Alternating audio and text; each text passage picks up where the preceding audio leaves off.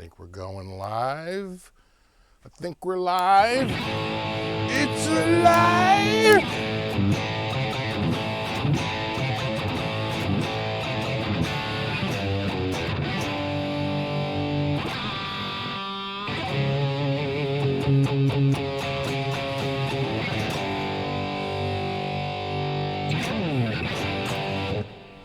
What's up, dudes? Snowing? That's what you get for living in Canada. Snow? Why, I oughta. That's crazy. Oh. So if you're wondering what this guitar is, it's not what you think.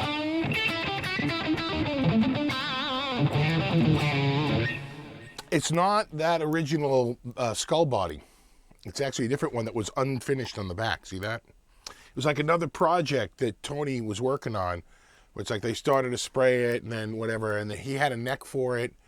And I think that's a Duncan full shred. Whatever Lynch uses. I think it's the full shred. And he's got the nice Floyd on there. And he sent me this a couple years ago, and my goal was to take this neck off, which is actually pretty awesome, take the pickup out and the hardware off, and put it on the other one when I had it painted. But I didn't have it painted.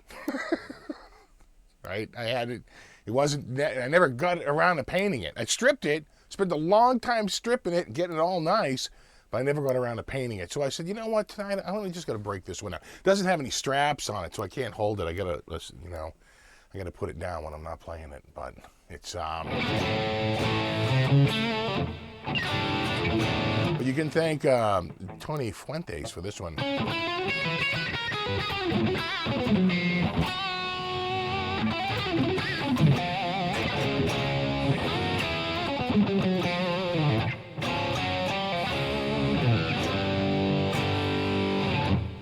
You gotta play all the Sabbath riffs, right?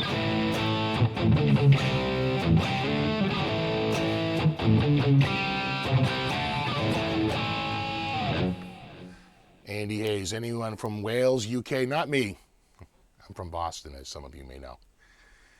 Who do we got here? EVH. We got Metal God 100. We got Terry. What's up, Terry, buddy? We got Krell Bar. What's up, buddy?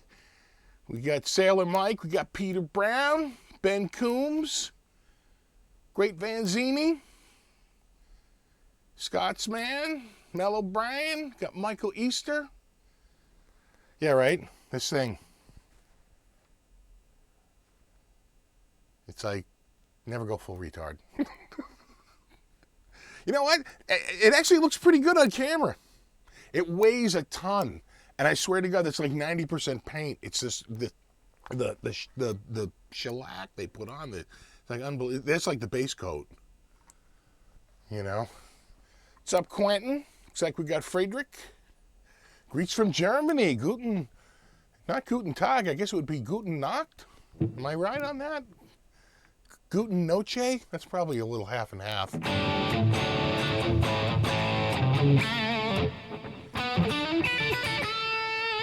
Does that guitar have a Floyd Rose? It does. I wish I couldn't find the bar for it.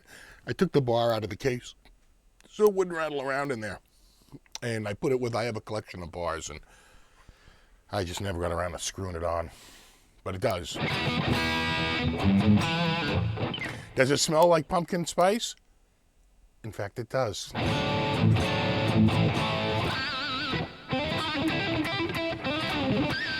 What's up, Randall?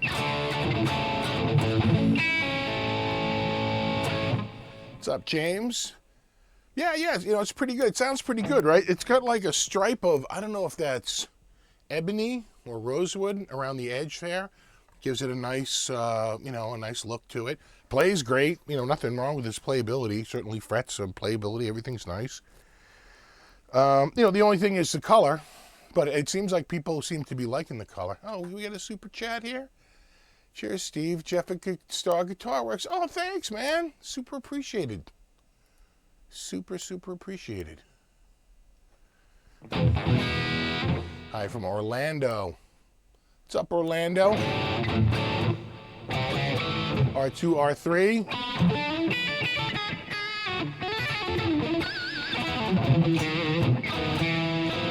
Sean Pierce Johnson, what's up, buddy?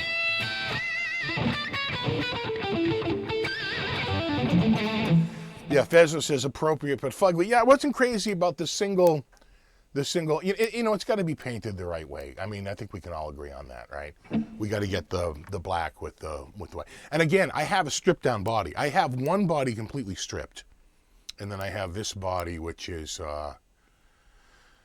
painted. It's like a copper flake. It's like I got home from the club when you play this one. You know, looks like you could eat it. Yeah. Yeah, it's like a cinnamon toast crunch. I believe the body's made from cinnamon toast crunch. Oh, man. Got Gary Davlin. What's up, dude? Some Dave dude. What's up, Dave dude? Got Jeremy. Pacifica. Got Brian. Got Guitar Hack. Got Ronald. We got Will.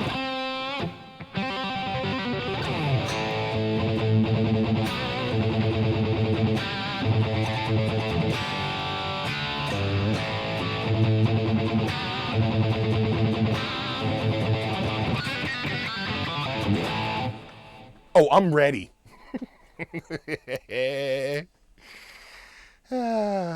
Honestly, for all the joking, I'd play the same guitar on stage, no shame. Yeah, see? Right? Yeah, it's like Cinnamon Toast Crunch. Now with the look and feel of real bones. When I was a kid, we had Jackie Stewart always selling the race car sets. And it was always the look and feel of real racing.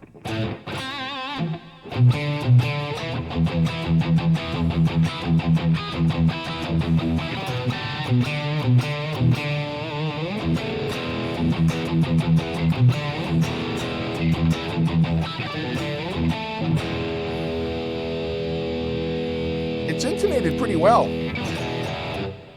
Yeah, no, it's pretty good. Do you know any talking riffs, huh? Yeah.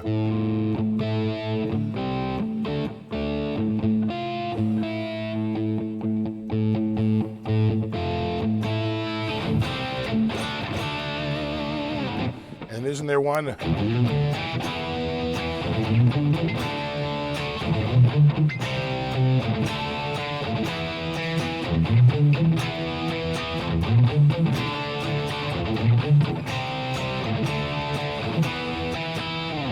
Something like that. If it's wrong, sorry. Put some strap buttons on it and call it a day. You know, maybe. You think I should, Randall? Yeah? I don't know. Welcome to my nightmare. I don't know a ton of...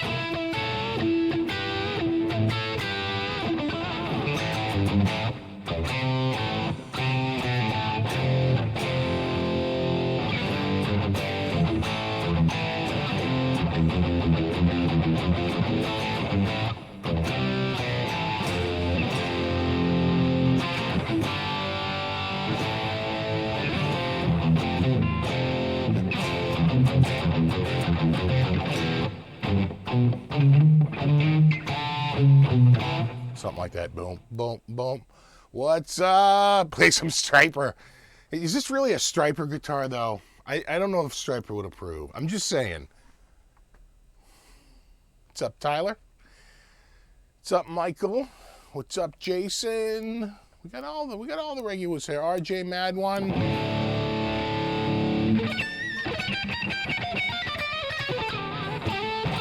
Helps if you're on the right fret.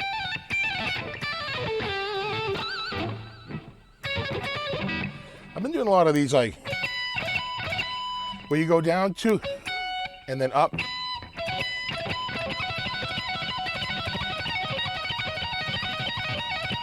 Just sit there and do that in front of the TV for 17 innings.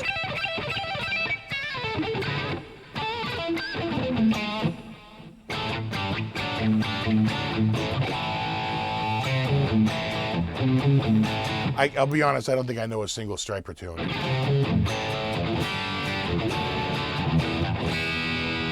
Monster Mash? I don't know Monster Mash. I know.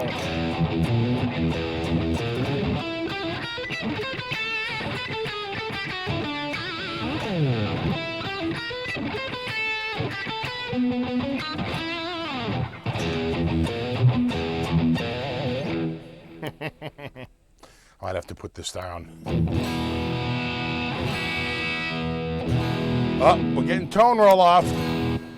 Gotta put treble bleed on that. Hear that?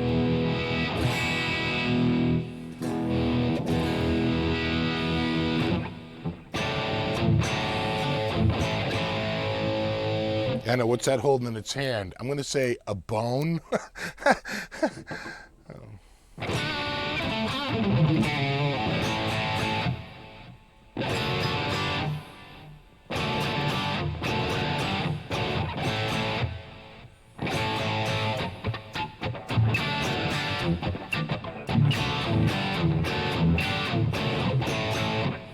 Are you watching the World Series? Yeah, I'll watch it later tonight after this live show's over. I mean, if last night is any indication, I got time. I got time. I went to bed at 2 a.m. last night, and I think the game got over around 3:30 a.m. here.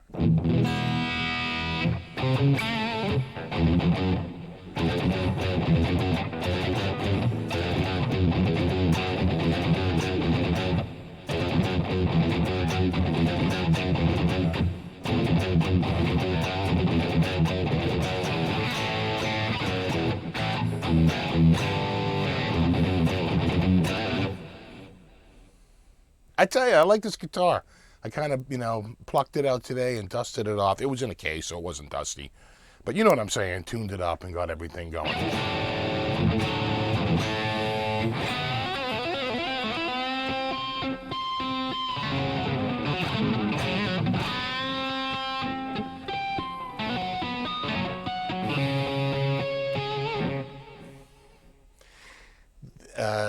The guitar, yeah, it's heavy. It weighs a ton, actually. It'll be a lot lighter, I think, if I get the paint off of it. The paint actually weighs a ton.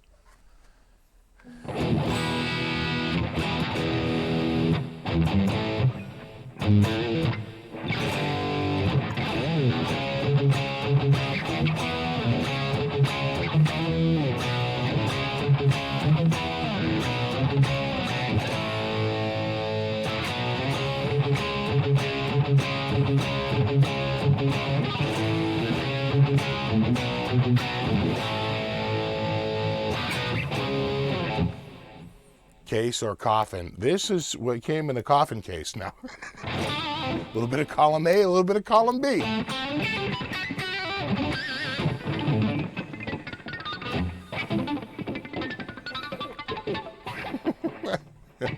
Just make it look harder than it is. It's actually really easy, but you got to do that face.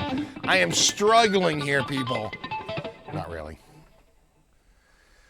Yeah, I'm pulling out all the stops tonight. Damn right. Well, the kids are out. They had a competition, a marching band competition, which it's like pouring out. So I heard they're going to hold it indoors. So they're out, and then the wife's out. So it's great. You know what? I'm gonna have to put this guitar down. Oi. Oi. Oh, maybe not. All right, a couple more riffs. What pickups in it? I believe it is the Seymour Duncan full shred. The full shred.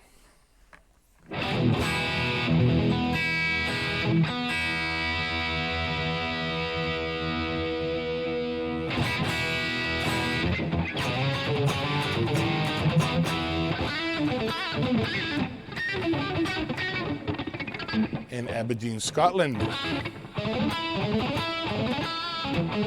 You say stand free to represent good luck and health. Stand free, Steve.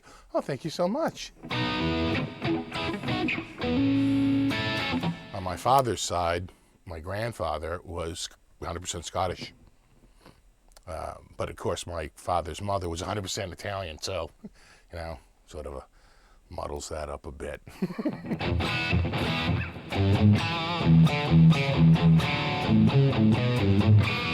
All right, you got to give me evil songs. So it's an all evil song night.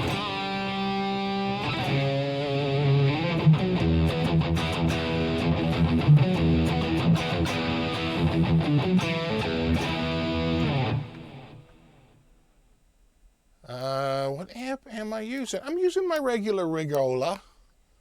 It's the dual heavy rig. It's the regular old regular.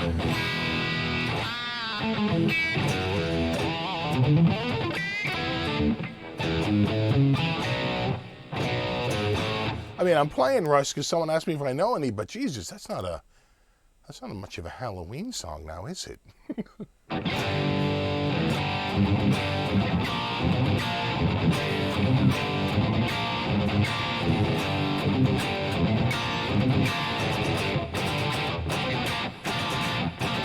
Two, three.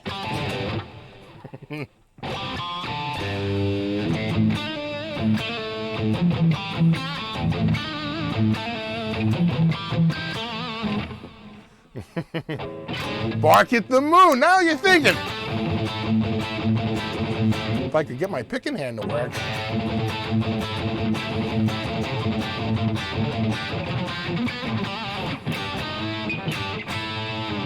That was harder than I had expected.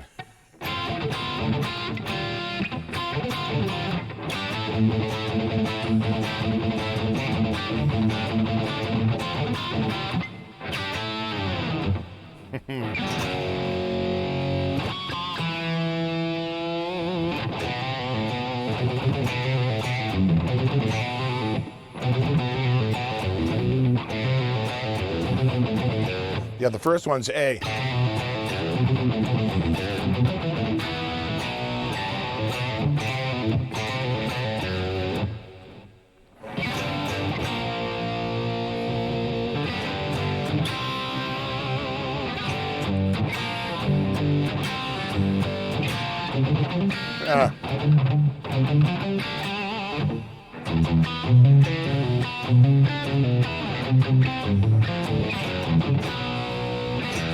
All right, I got to put this guitar down.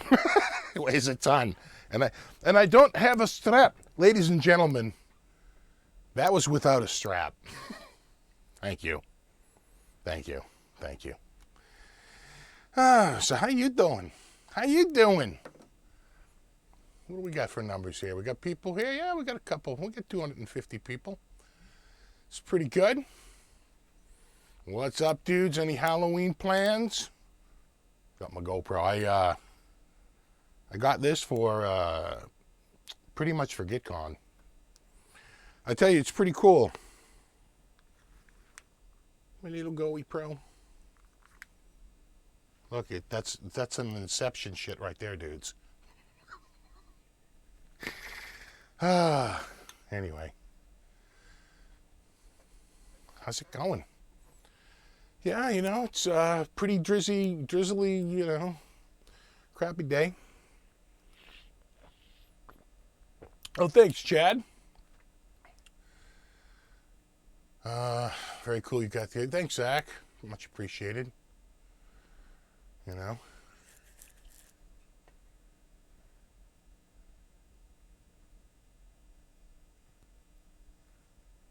I hear someone upstairs. Hello? I have a cam over here I can see outside. I don't see any car in the driveway. Hello? Hey, thanks, Jason. Much appreciated. Much appreciated, man. Hello? I can hear somebody up. Hold on. You know what? You know what's so awesome about this thing? I can actually go live from YouTube direct on the GoPro now. I should be able to switch it. Hold on. That's not it. Maybe I have to copy something here. No, I don't think so. That doesn't look right. Hold on. It says it's connecting. Hold on. All right, dudes. Well, it looks like we're on the mobile cam now. Let's just go check this out real quick. Whoa! You're gonna give me a heart attack, bro. Sorry, man. Hey, could you give me a ride to Berkeley right now? I'm meeting some friends there, and my van broke down. Oh, yeah. I'm kind of doing a live show right now, but if we talk about guitars on the trip, I guess we can do it. All right. Let me just, why don't you run out to the van? Let me talk to my peeps real quick, and we'll head to Berkeley. You know, I'll get you there, and I'll be back before you know it. All right. Sounds good. Perfect. Thank you so much. Well, there you have it, guys. It looks like we're going on a road trip. Now, on this road trip, you may experience changes in time and changes in perspective that seem a little odd. If I were you, I would just roll with it. So, let's have some fun. Let's go on a road trip. And then we'll have that live show. All right. Here we go. Jesus, dude. How many of these clown masks do you have? You're gonna give me a heart attack. That's a good one, yeah. All right. Well, I guess we're gonna be on our way. So, let me just put that there, and we'll hit the road.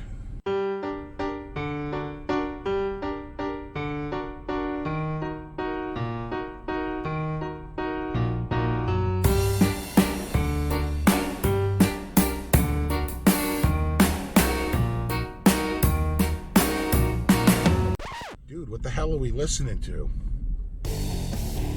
Much better.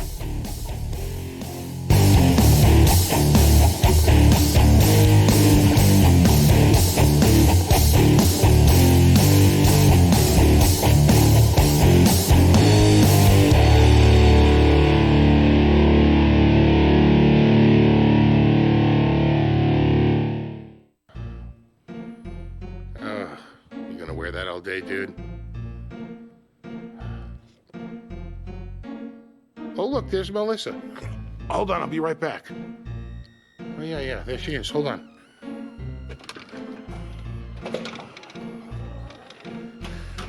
Hey! Hey, how are you? Good. Where are you guys hanging out? Oh, we're just in this classroom. Oh, yeah, show me where you're at. Hey, good to see you. Good to see you, too. What happened with Marshana? Nothing. He's with me. He was sitting out there with me. He just called and said that he still needed a ride. No, he just rode in with me. Dude, seriously. we're trying to have a conversation here, man. Sorry. See, he's right here. How long ago did he call? Oh, I don't know, like 10, 15 minutes? Oh, yeah, no, so that definitely wasn't him. Yikes. I say we tell security. Yeah, that's probably a good idea. All right, let's go ahead, security.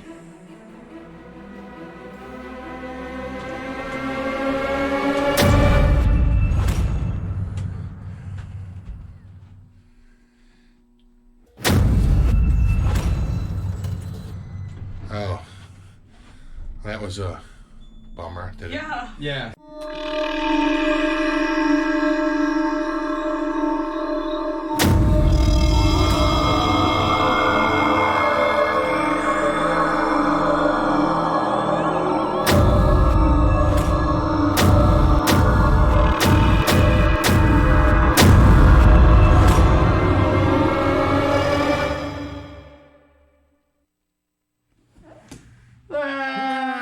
Crowbar, Steve Marchena, what? Of all people. None of this makes any sense. I have so many questions, but I think the biggest one is, you guys want to get Wendy's? Oh, yeah.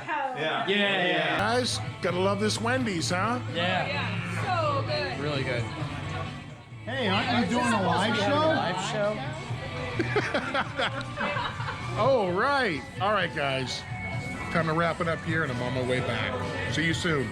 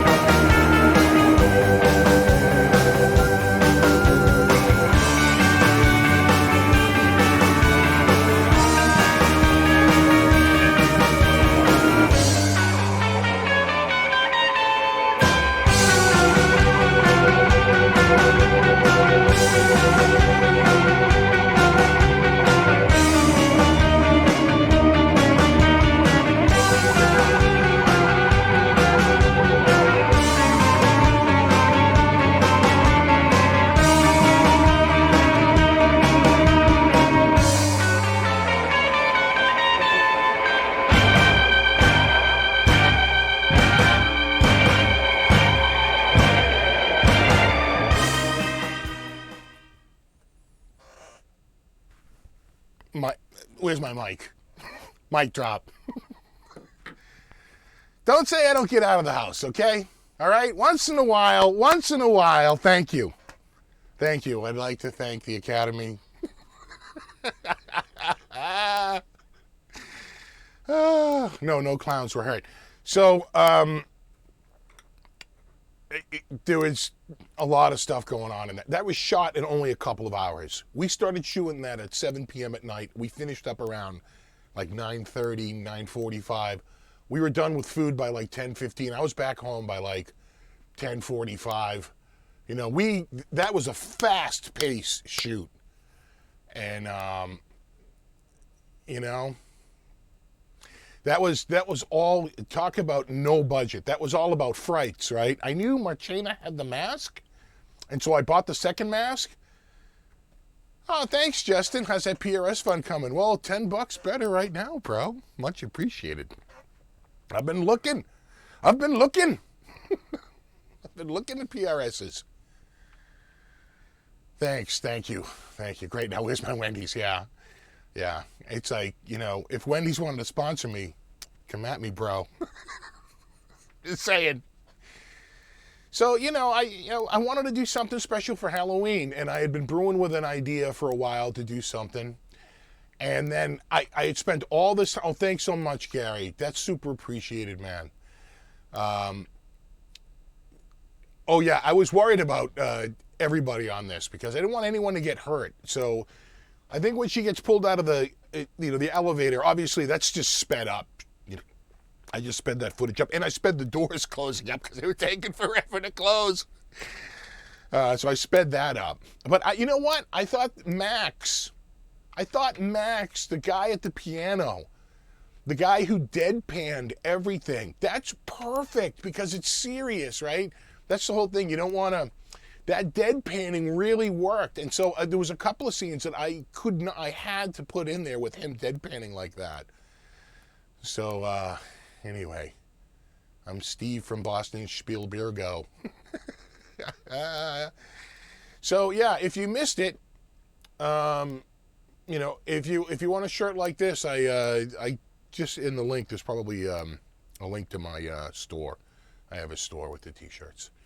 I don't know if I have this big one there. You might have to get like a medium one or a real small one. You know, they changed formats on me. Baconators for all, I know. So an alternative ending was that all night I keep saying you're going to give me a heart attack.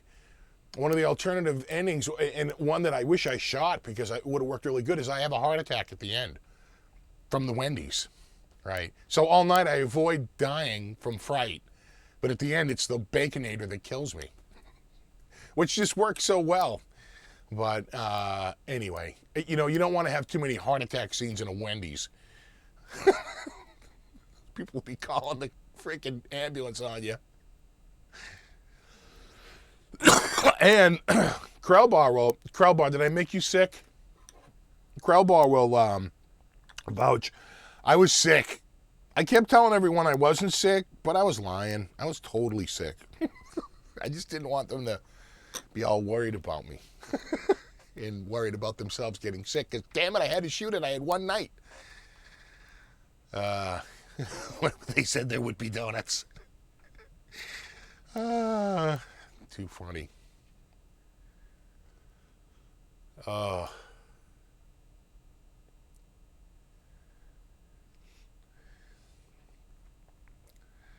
if meat's murder, that was some delicious murder. It was murder on top of murder. We had cow murder and pig murder. Don't forget the bacon, covered in cheese. You're fine so far? That's good, man. That's good. I was worried. I'm worried that people were going to get sick because I was sick. I was getting over it. Oh, thanks, Peter. Thanks so much, buddy. Much appreciated. PRS Fund. That was awesome. Thank you.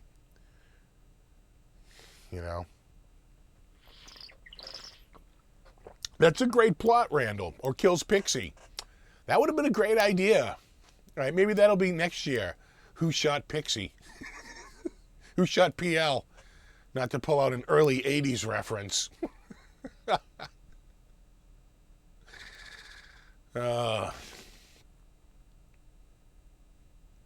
So, anyway, that's that. I didn't want to wait too far in to run it. I thought about it for a while. You got to admit, did I fool you for 2 seconds at the very beginning? I mean, of course, once music appears in the background, you know, and you got slams, boom. God, I overused that slam. What PRS are you getting? You know, I think I like the McCarty. You know, it's going to be a custom 22, a custom 24 on McCarty, right? That's pretty much the three I got it narrowed down to. Could I find a 513 or a 509 I like? Probably. Those both have necks I like. I would love to find an all rosewood neck McCarty or a nice custom 24. I'll find one. I'll find one. I could even go CE. I got no problem with the bolt-on. You know, most of my guitars are bolt-on. I got no problem with bolt-on. Bacon is a force multiplier, exactly. Right, so that was my whole thing, was that, like, it starts out with a live show and then, like, morphs into this, this video stuff, and I was hoping to make that as seamless as possible. So,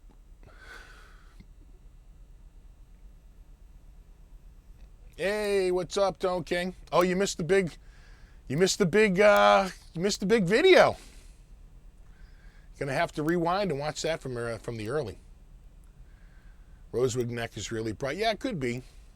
Though I don't think it's as dense as maple, right? I think rosewood has a lower density than maple. Check me if I'm wrong on that.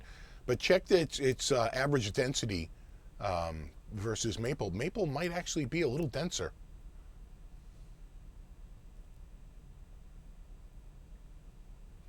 All right, so time to do some more riffs on this.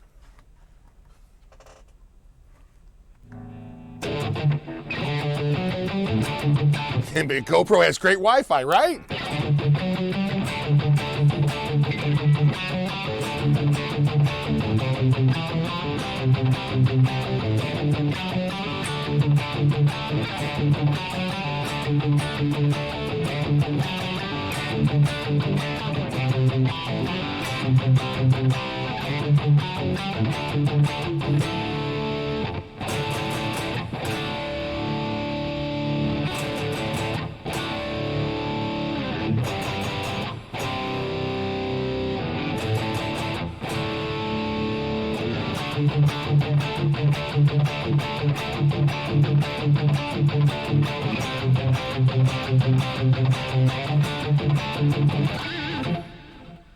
I've had this one a couple years, TK.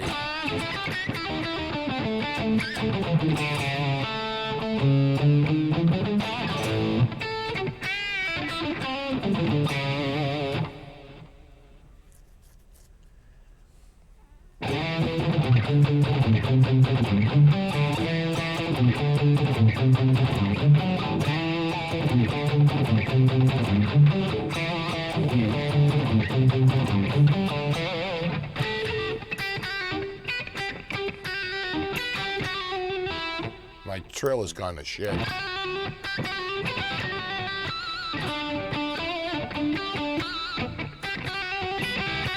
It's like my hands are running through water.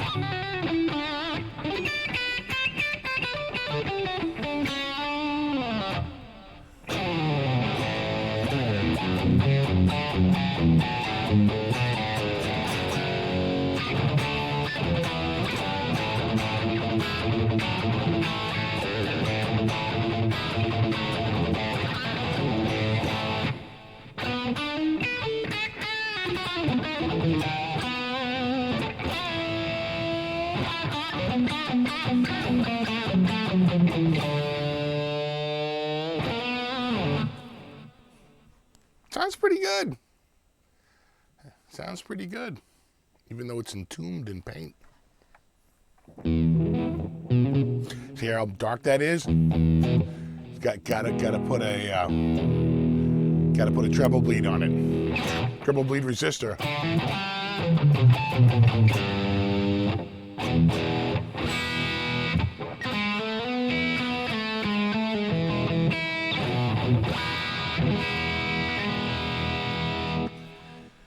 again, the cool thing about this is that the wood binding. I'm pretty sure it's wood. I'm pretty sure it's rosewood or ebony. You know? It's your old hockey stick. Your old hockey stick headstock. You know, you can use it for a little hockey. It's a Duncan full shred. It's not the half shred or the quarter shred. It's the full shred.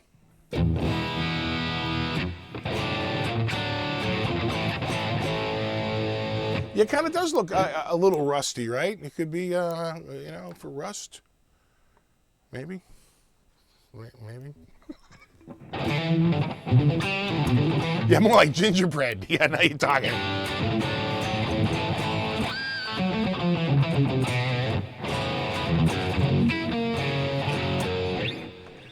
Yeah, so the body, this is not the body you remember. So I got the body as a gift, right? But it's not this body. Because that body was painted front and back. Front and back, not just the front. But a year later, 2 years later, the same guy who sent me the body, this was like a prototype that he had been working. He had a few of these, right? And he said, here's a whole one with the neck and everything. And so you can take parts off of this and use it on the other body or do whatever you want. You can put together a guitar. And that was my plan. My plan was to take this neck and these parts and take it off and put it on the other body, which I had stripped. And trust me, it took a lot of stripping agent to get that paint off. And then it had to dry for months to get all that stripping agent off and use like a stripping neutralizer. But I got it down. I finally got it down to the wood. It actually came out pretty great. But then I had to paint it. And painting, a guitar with these amount of details is not like, painting a Strat or an RG style guitar that has a lot of flat surface to it, right? This is a little bit of a challenge. And then if you're going to do it right, you're going to do like the recessed parts right down in here. These are all going to be black. And all the relief parts up here, these are all going to be white. And sort of a mix, and you got to do like a little bit of a gradient. When you see the ones that are done right, you can tell they've been airbrushed. You can tell that's somebody who's a real good airbrush artist, and they go on there. They probably start with a maybe a black base coat, and then they just fill it in from there. I got to think that's how they do it. I'm not really sure, or they just do black and then white, and then they touch up all the edges. I'm not really sure what the process would be, but it's a bit of a project. So wanted to put it together, never wound up doing it. And then someone said, you better play that skull guitar. And I said, you know what? I think I can. I never took it apart. I think the strings are still on it. I dug it out from the back storage. And sure enough, there it was. And I was like, damn it. Let me just, get it in tune. So, I tuned it up. It wasn't really even that much out. And there, it was ready to go. So I figured I would play this one in light of the Halloween show and all. And our, the trip to Berkeley. Exactly. It's like pumpkin spice. It's like gingerbread pumpkin spice.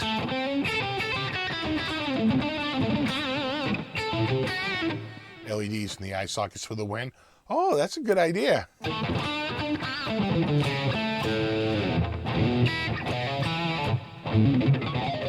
90s Ibanez or 80s Kramer? I'd go with the 80s Kramer. It depends on the model. Certainly not the Striker or the Focus. You'd be talking Kramer American. For the 90s Ibanez, you'd lose me around 94 and 95. I'd want between like 90 and 93, really.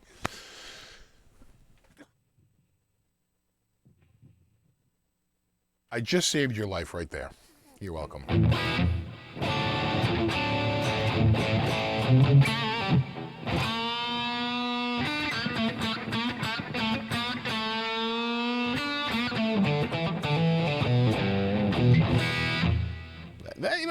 That's pretty good in tune.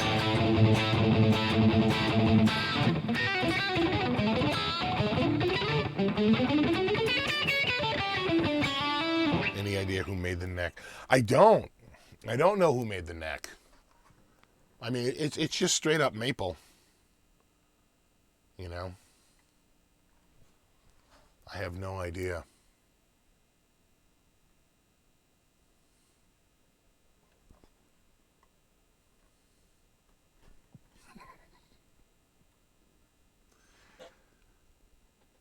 It's chock full of coppery goodness.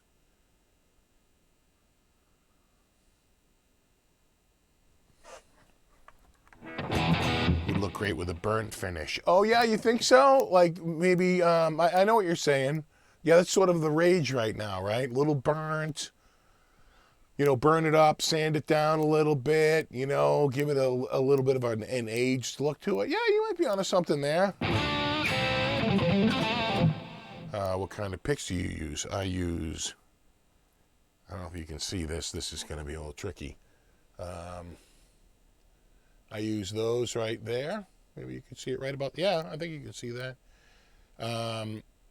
It's an acrylic pick. It's made by a company called Dawman. And I really love their stuff. It's a thick pick. It's a 3 mil pick. Hey, what's up, Johnny? Let me know if anything's too loud, too soft. Feels like my mic is a little hot, but it shouldn't be. I got it backed way off.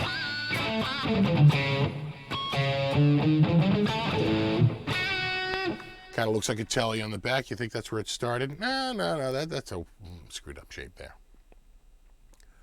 All the money's on the front. Back, flat slab. Front, all this fine detail.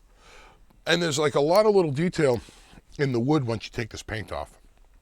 There's like little crevices that got filled in by this really thick paint job. Those come out when this comes off. You know, you can definitely see it.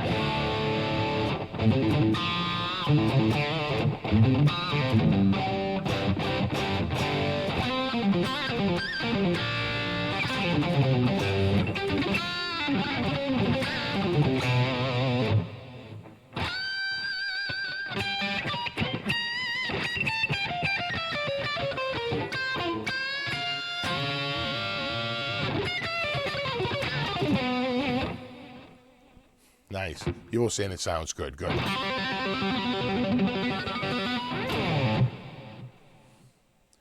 played a lot of Ibanez. Have you ever played an Ibanez iron label in a 7-string?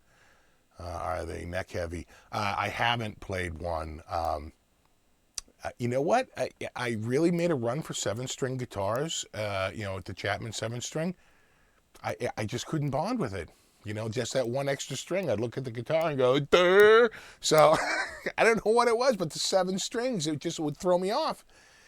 And my whole thing about necks is I don't mind it thick front to back. It's side to side that bothers me. And, you know, by definition, you're adding a lot of side to side area when you add an extra string. So I just never really got into the 7 string. So, you know, most of, you know, my Ibanez stuff, almost every one of my Ibanez guitars was built between 1980 and 1993. I think that's my youngest guitar was built in 93. All of them are that age or older, I'm pretty sure. Oh, no, wait, yeah, the red one, the CR3120, whatever that is there, the 3120 there, RG3120. That's a 2001 or a 2002, now that I think of it. How do you fix a neck-heavy guitar? Well, that can be tricky. Some people add weights to the body down at the very end, right, to try and counterbalance it. Like inside the pickup cavity, they'll throw like a weight in there, like a fishing weight. Fishing weights will jump around. They make, when my dad used to have a tire store, we had a balancing machine, and they used to have the old stick-on weights. And some of the weights would hammer on, right? And some of the weights were stick-on. I'll bet those stick-on weights. You could also get probably pretty good heavy weights in any pine, what is it, pine derby, right? What do they call that? The pine wood derby for the scouts, because it's all about weight. It's all about being at like exactly the weight and not a 1/100th of a gram over, a 1/100th of a gram under. And so you'll get a lot of like weight options at any store that sort of does that. And some of them will be stick-on. And some of them are titanium, not titanium. They might be, they're heavier than lead though. It's got a greater, it might be titanium, has a greater density. I thought titanium was super light though. So it must not be titanium. It's some other mix that's like really heavy.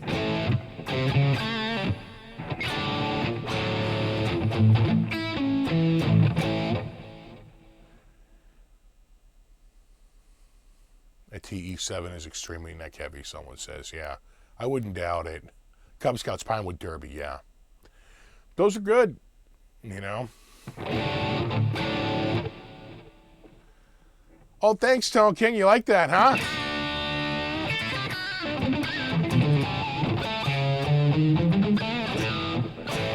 Yeah, we shot that all in one night. It took Krellbar knows.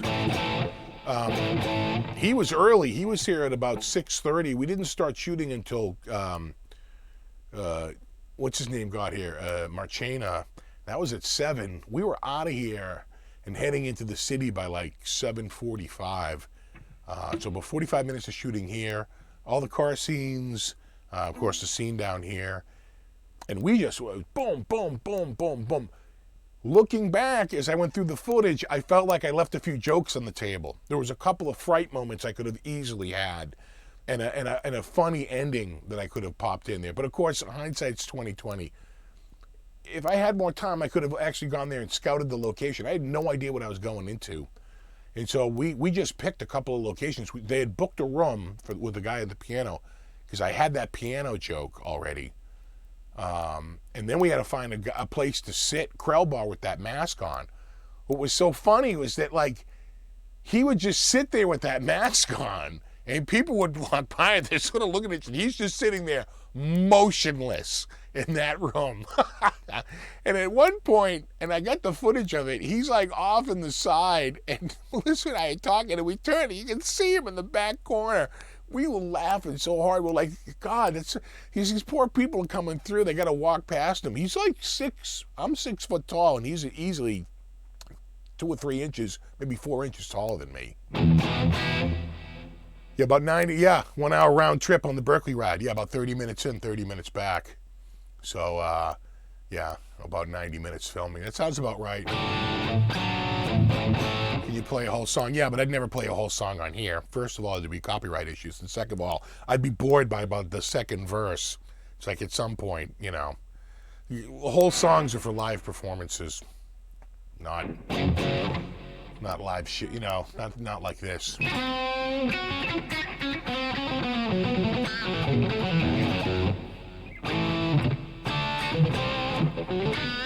And again, copyright. 6'5", yeah. See, he's 6'5".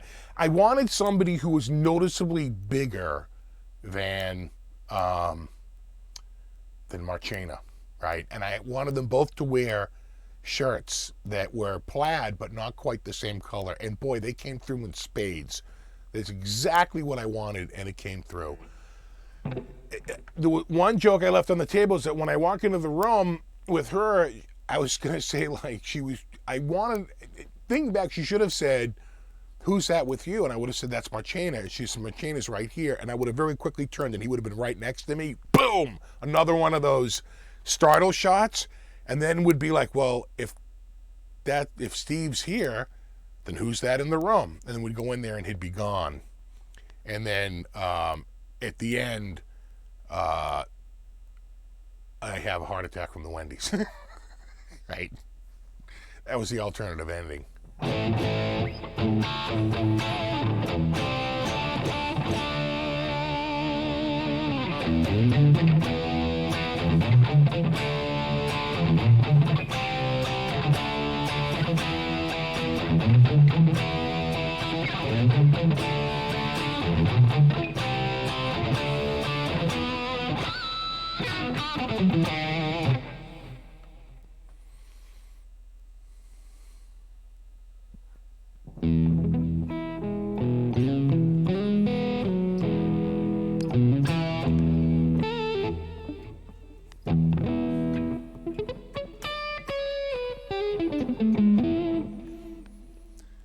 What year Ibanez has original wizard neck? 88, though it'll be marked 87. 89, though those are marked 88. Remember, if you're looking at Ibanez builds their production the year prior than delivery. So a guitar marked 87 actually was on the floor in 88. And the same with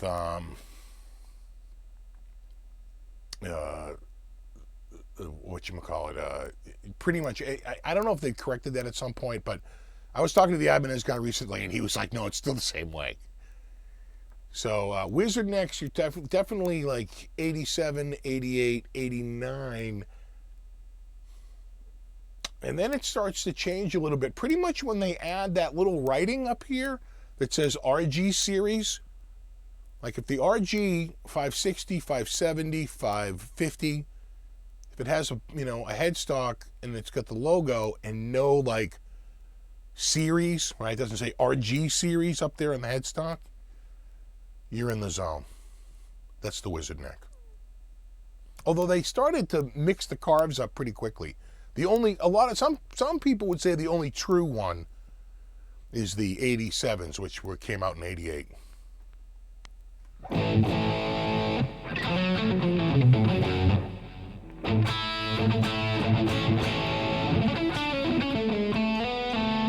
What's up, Heather? Thanks, RJ.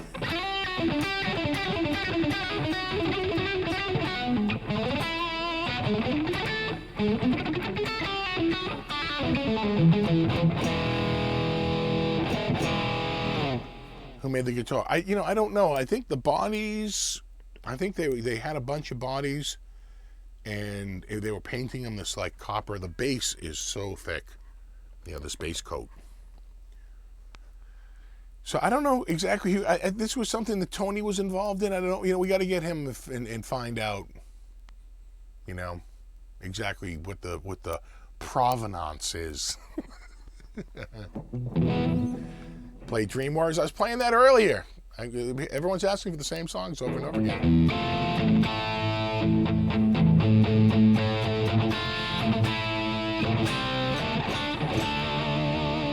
Yeah, I remember the PV Vandenberg.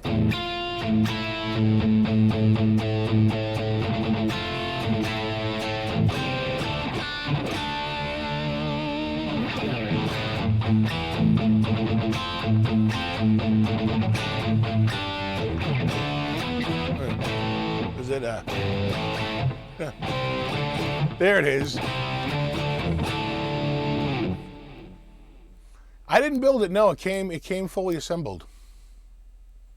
I didn't build it myself. No. I was going to use my other body. I have another body just like this, and I was going to use these parts, but that project is still in the building phase. If you want me to build a guitar, I need a good 10-year window. Yeah. It feels like Formica with this top on it.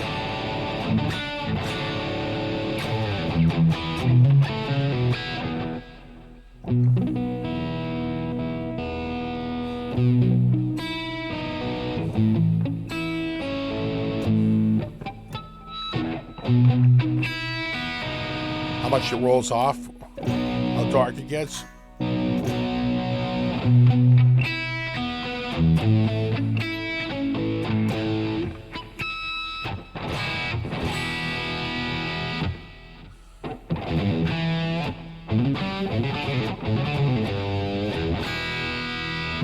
That sounds good, huh? So what do you guys got for Halloween plans? I'm probably going to be sitting on the porch making sure that the kids don't empty the ball out, You know how that works.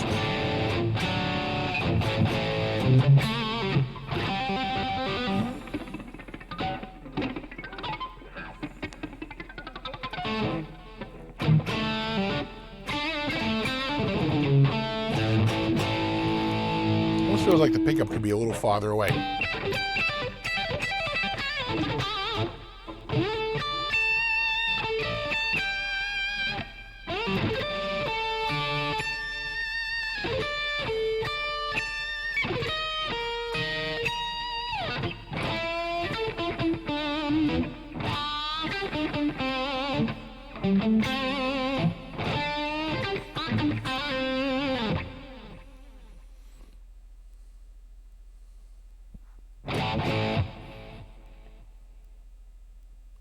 going by a little fast here.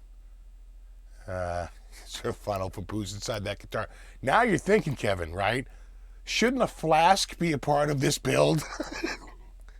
Right? It'll always be a tribute to Daddy's secret drinking problem.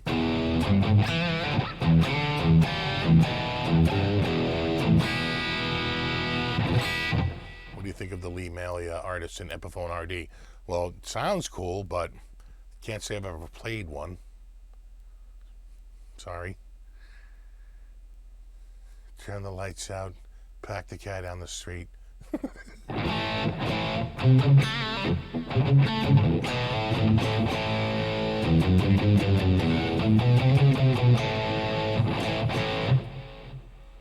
Thanks, Tank Shred. I agree. It is an awesome community. Fine Halloween here in Germany. Beer season was over. Oh, yeah. I don't know, it was kind of beer season when I was there a couple of weeks ago. But don't bump. This is the dual, my standard one, dual heavy rig. Yeah, that's a Framus. That guitar is so killer. I love that guitar. That's a Framus concert. I don't think it's a concert classic. I think it's just called a concert. And it's all solid top and solid back and flame maple, and like the binding on the fretboard is freaking maple, and it's got the most gorgeous fret ends. It's like that guitar's off the chain.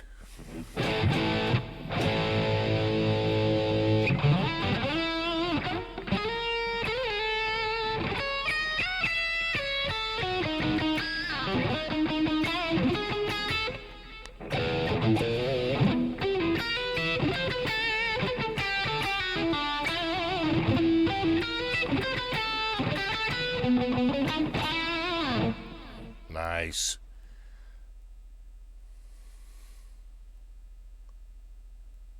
Yeah, I started this guitar 12 years ago, and only 4 years until it's finished.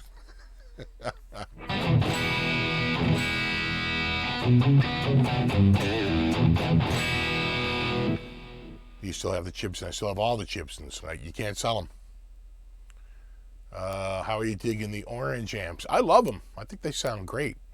I think they sound amazing. I tell you, an amp that impressed me recently was I finally got a chance to hear the Hughes and Kettner Black Spirit. The Black Spirit 200 there. I thought that sounded amazing. It's a solid state amp, but I don't know. It was sounding pretty tubey to me. I don't know how they do it. I was joking. What this Spirit tone generator? If we open it up, it's like a pack of gum in there. It's actually the Spearmint tone generator. Off to watch the game. All right, Tank. I'll be watching the game in about an hour. So hopefully we'll have a 10-run lead.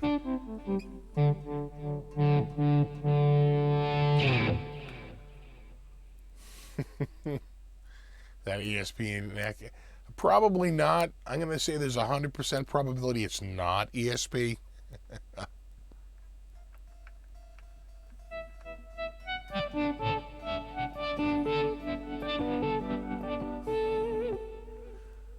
Then I hear from the Lair in St. Louis.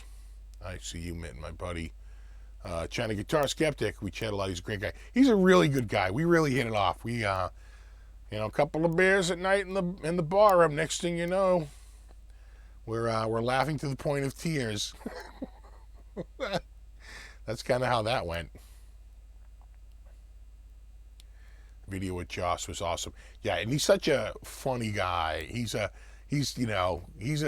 my style of player and just person, just funny and witty, and just, he's cracking jokes, and, we hit it off. Joss is a really good guy and such a phenomenal player. As we were saying, he plays all the notes. I'm up to 5. I'm going to add a 6th one pretty soon, but he plays all of them. What happened to Panama Amps? I think they're still going. I know the guy who owned it had a lot of health problems, so I don't know what was going on with him.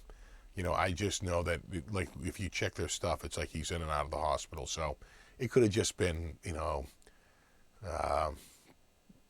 fate. That he was just struck with some illness. I don't know exactly what it is, but I think it's been affecting his ability to keep the company going. Last I had heard, I think he was going to move out of Panama, and his plan was to come to the U.S. and just be a boutique and raise the prices and just be a higher end, more like boutique amp, and try and sell fewer amps, but with higher margins. I think that was the plan, but I don't know how that's going. And, you know, I think they had a fire down there a few years ago, and, you know, that'll hurt you. Thanks, Rob. Yeah, Chai, Guitar Skeptic, he's a good guy.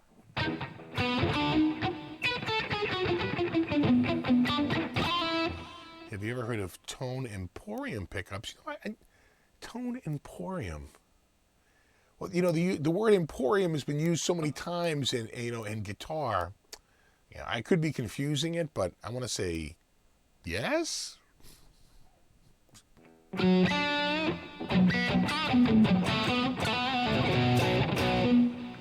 What's the note on the Panama behind you? Oh yeah, you know what that is? That's one of those stickers that says, look inside this amp before you turn it on to make sure none of the tubes are broken. And it's just, I never took it off, and now it's peeling off.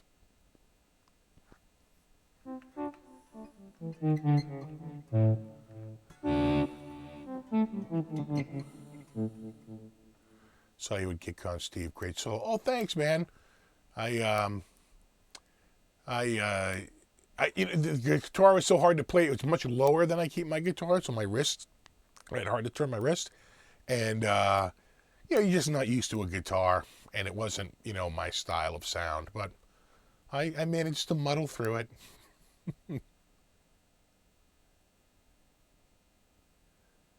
Yeah, I think, you know, Panama make beautiful stuff, too. Yeah. I tell you the one I use, it's probably behind my head in one way or another. Maybe it's right, kind of right there. You can see the corner of it. Is I use the Marauder. That sounds great. That's a beautiful tweed amp. That one and the Loco were really my two favorites, the Marauder and the Loco.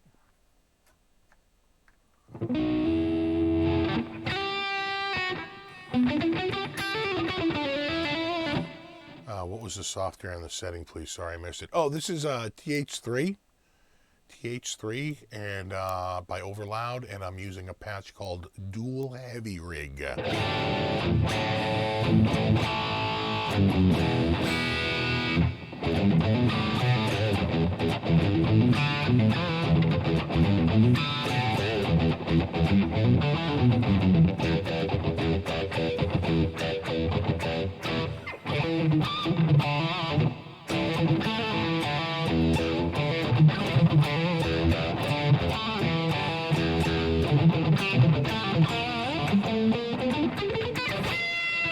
I overshot it.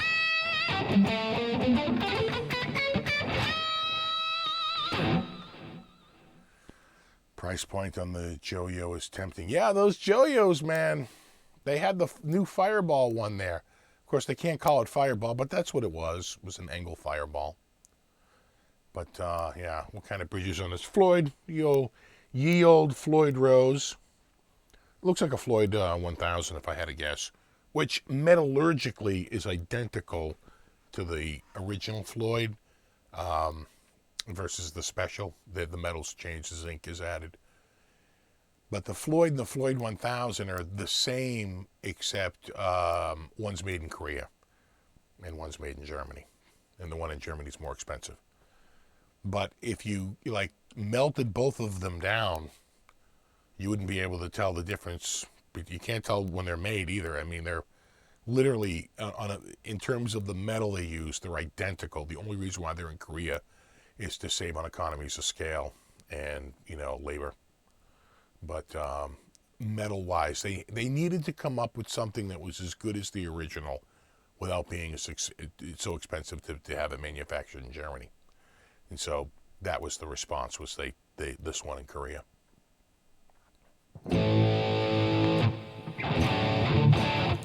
Did you get the new pedal from Steel Panther? No, they could send me one if they want, but I don't think they're sending them to anybody. It seems like everyone I know who has one bought one. And I was like, you know, I don't know if I'm really ready to drop $200 on a distortion pedal right now. If you didn't get your video out like the day it came out, you're losing money on that pedal and that video. And pedal videos, you know, I know there's a side angle to that, but pedal videos don't get all that many views anyway. So much better to just, if they want to send me one, I'd be happy to review it, but I don't want to buy one. It looks like it's just another diode clipper. Right.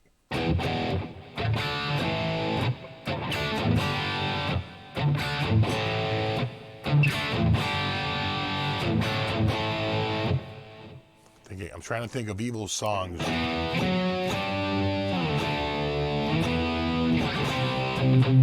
Though he probably plays it in D. Yeah.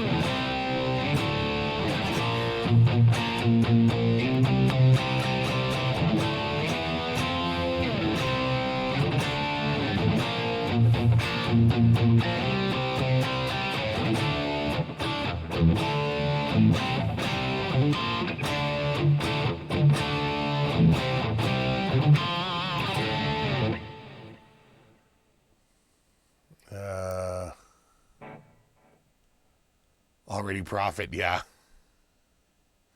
Fluff had that pedal and he wasn't impressed, yeah. You know, it's like for the 200, I could think of a lot better ways to spend. I'd buy 200 tacos before I bought that pedal.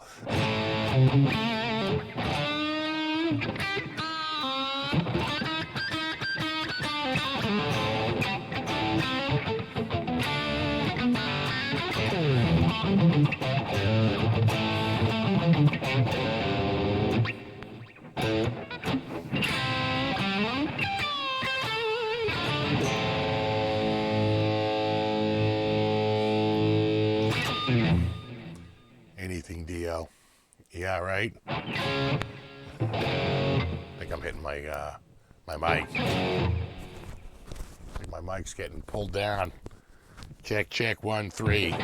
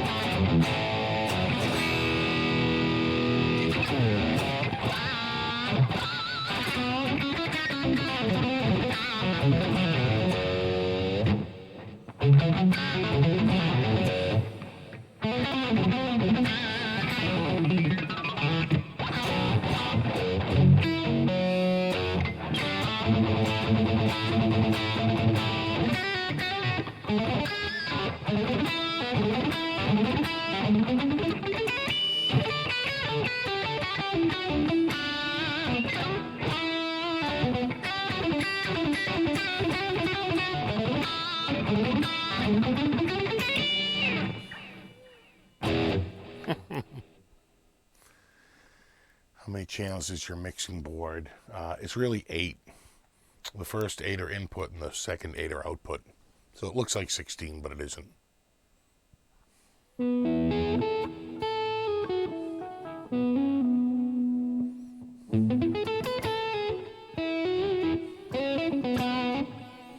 Yeah, I don't know too many, like I know those 2 Dawkins songs, but I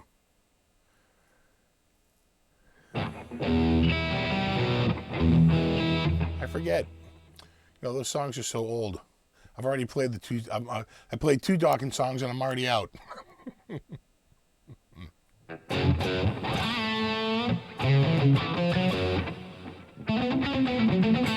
Come on, do some Anvil. I don't think I know a single Anvil song. Not even Metal on Metal.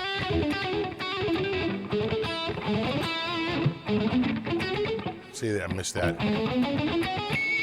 Helps if you hit it just right.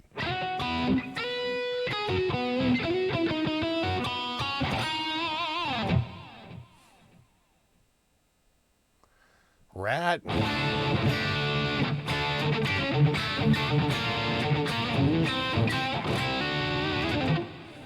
Yeah,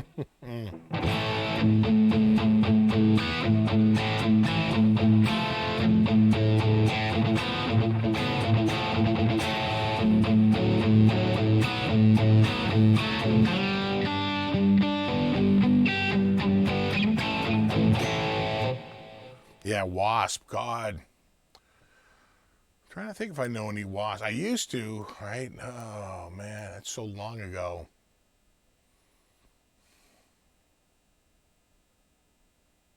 I got to think I would know the riff to, like, I Want to Be Somebody. But it's just not coming to mind, you know? So long ago.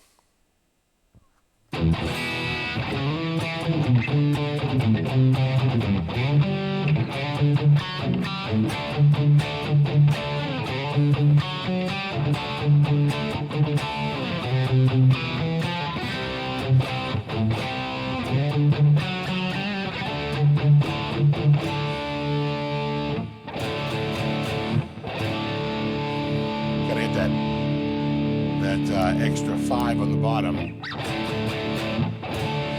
Yeah, Blind in Texas. Here's another one.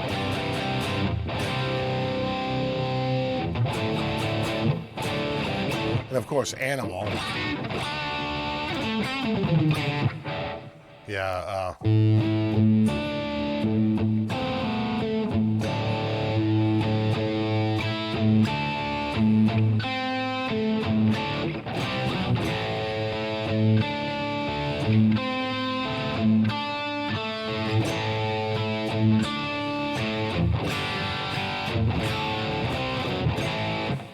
It's like if they were playing it on the Grammys.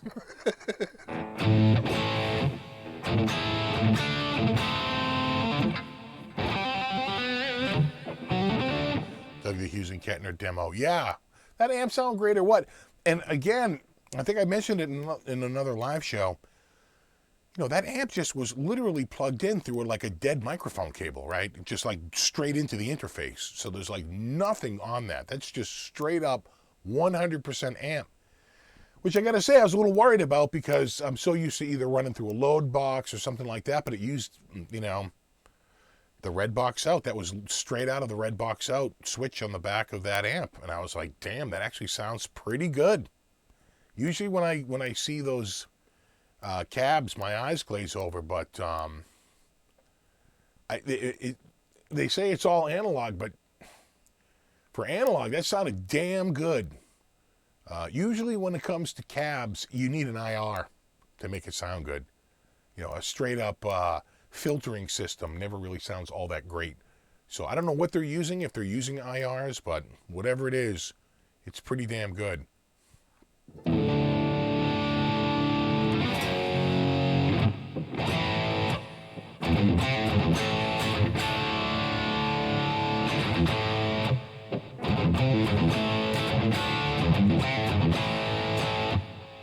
See, my name is Colin. I'm from Salvo Beach, Ontario. Again, can you please play some sticks? I don't know if I know any sticks off the top of my head. You know, they're all piano.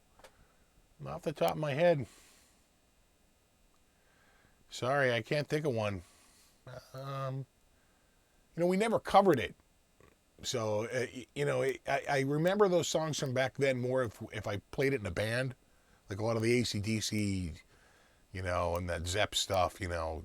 We cover it in a band, so you always remember it. You never forget it. I can't think of a stick song off the top of my head that I would know. Sorry.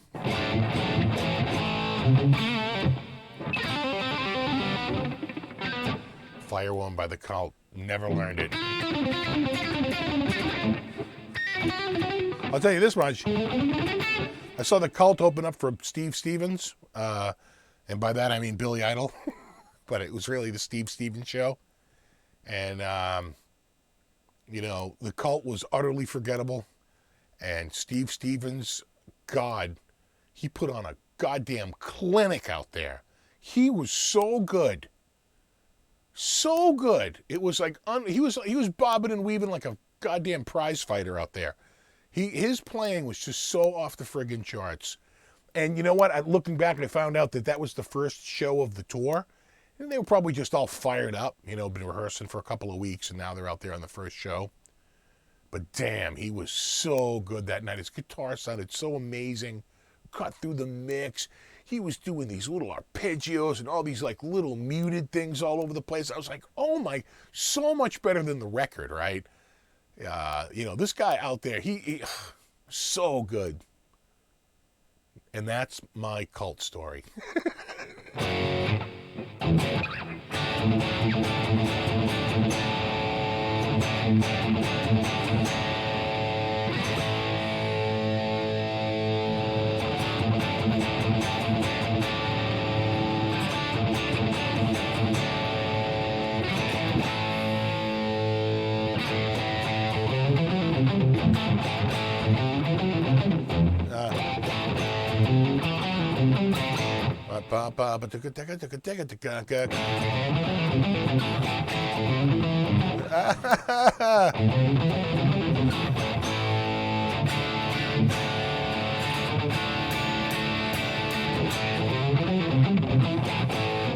couldn't believe I got a notification telling me you're live during a Celtics game and a Red Sox game, I know. But they'll both be on when I'm done with this live show. So, but we could end it at 8:30. We don't have to go till 9. It's up to you. I don't know the Baywatch theme.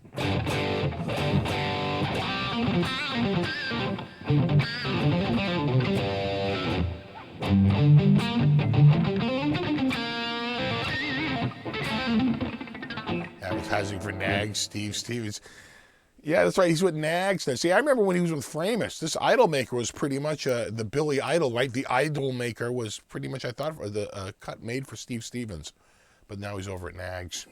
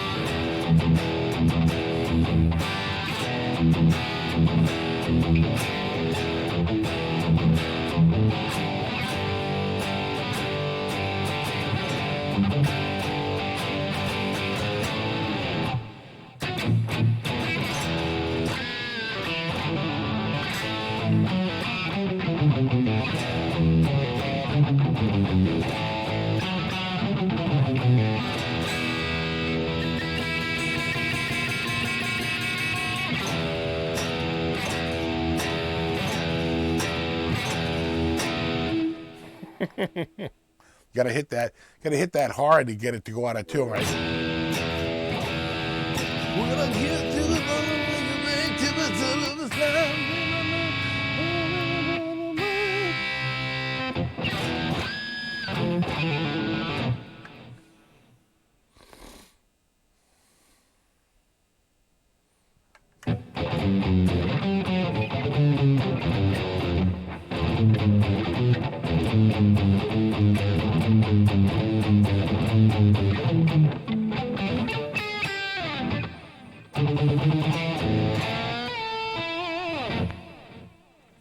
Oh, come on to feel the noise. I forget. I know, was it Bang Your Head?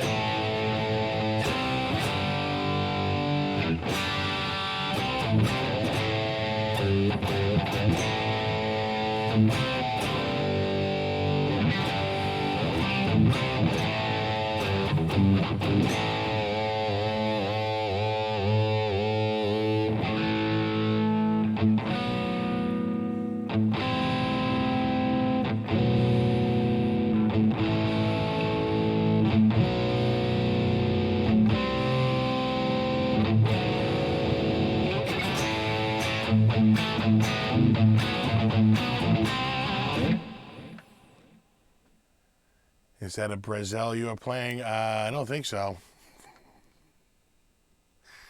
This is a custom shop.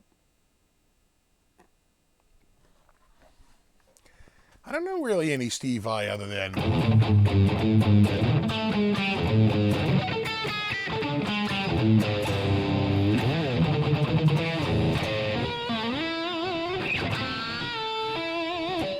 And then on the Alcatraz record, right?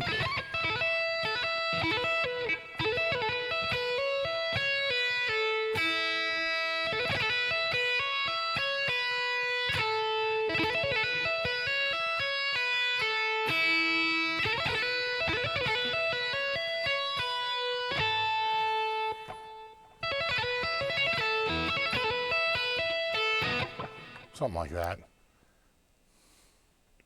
What case you typically play? Mostly 10s and 11s, with probably 10s being my most frequently used. These might be 9s. These feel, it could be 10s. No, I don't think so. Tough to say.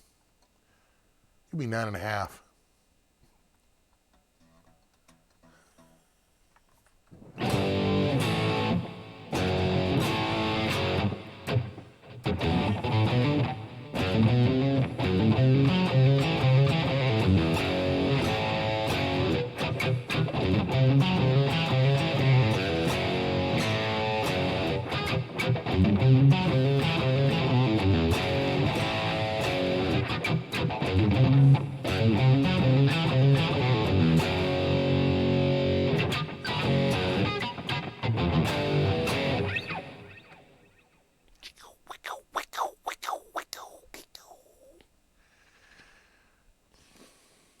Who made that guitar and you're gonna paint it? I think Tony made it. I think Tony Fuentes made it. I have the other body, which if I was gonna put this on something, I'd put it on the other body, right? I'd put it on the body I already stripped, and then I could figure out what I'm gonna do with this body. Maybe route it out and make a clock out of it or something, you know. I guess I could put another neck on it and try to make a second guitar. But how many skull guitars do you need, right? Yeah, you know what? It's funny because when I showed it to Bobby, he loved it. And I was just like, really? I said, I think I want to use the other body and put this stuff on it. And he was like, no, that's pretty cool. It was sort of interesting. I've had this guitar like 2.5 years. I like to work at a medium pace, if you know what I'm saying.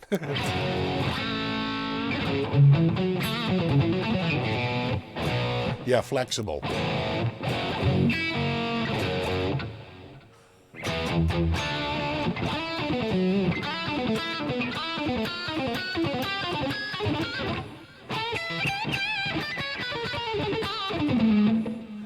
Feels kind of odd to see a headstock in that shape without a Kramer decal on it, right?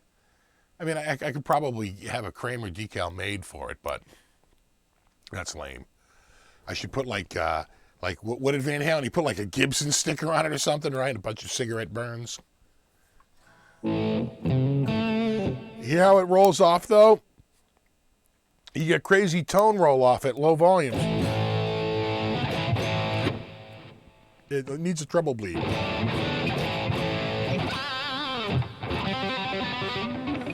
I bet it has some dead spots. Why, I oughta. That's actually pretty funny.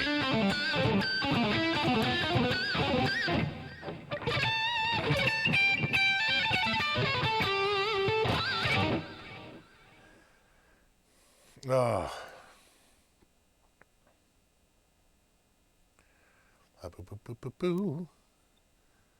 8:26. Should we go to 9? Are we going to call it a day at 8:30?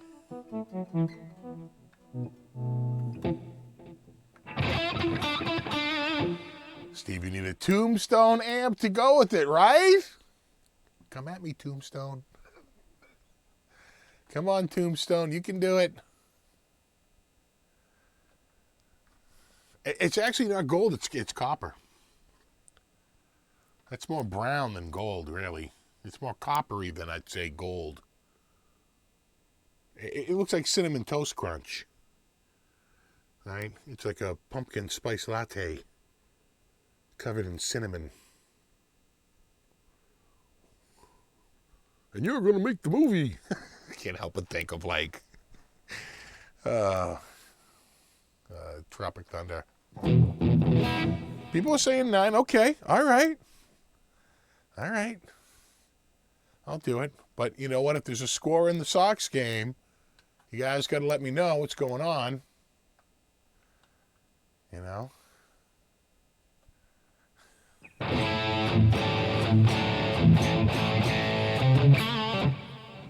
See you, Coots. Thanks for hanging out, buddy.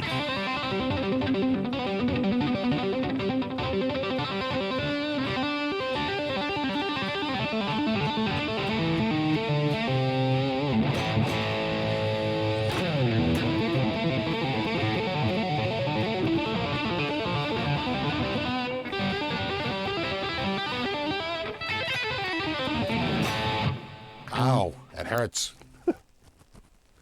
Gonna have a bit of a rash there. First inning, no score. Okay, Krellbar, you're my play guy. I don't need to know score plays. I just need to know scores.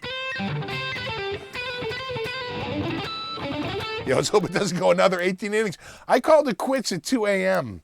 and it went to 3:30 a.m. from what I heard, like 3:20 a.m. something like that. 3:30. You know.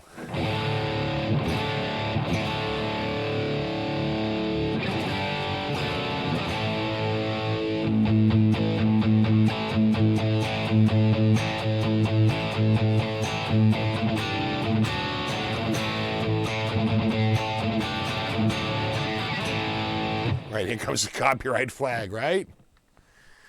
Oh.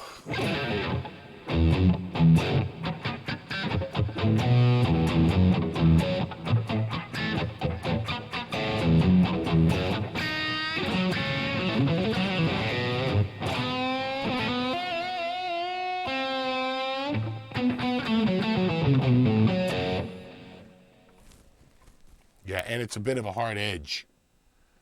I wouldn't exactly call that an arm cut. Well, it is, but it's your arm that's cutting.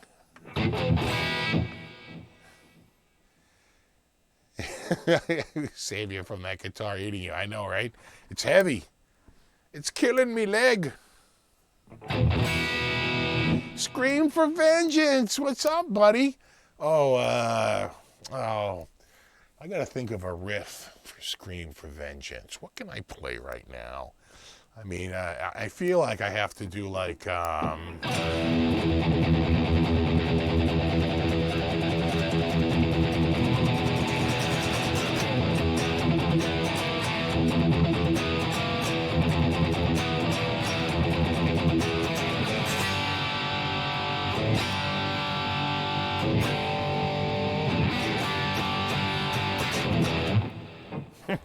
and yeah, I know you're a big Maiden fan.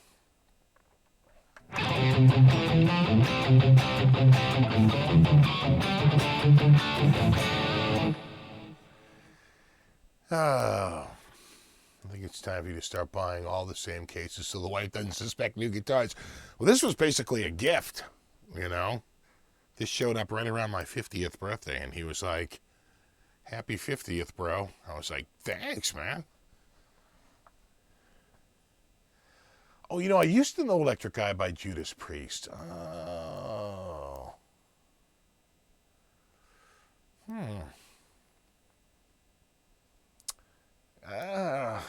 No, I'm drawing a blank.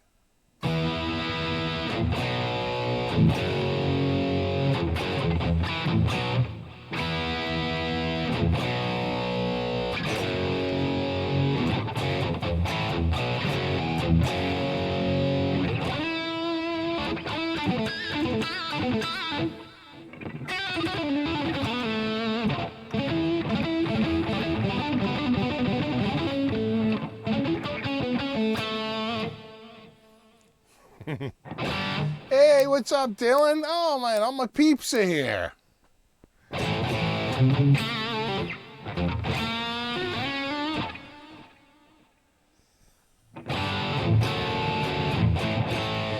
question is it really true that you're on Grindr?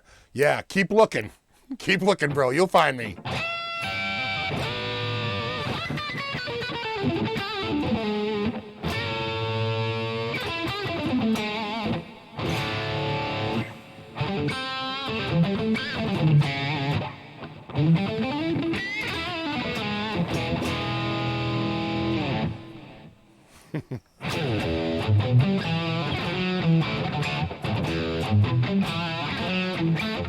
I know Thriller by I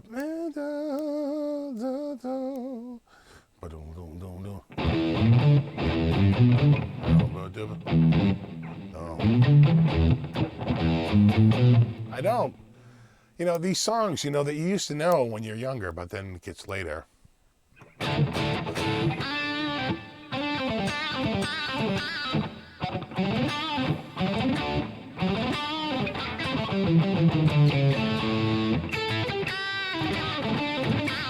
What is Grindr? It's this place that dude hangs out all day. Keep looking, bro. I'm on there. I know you like the Bears.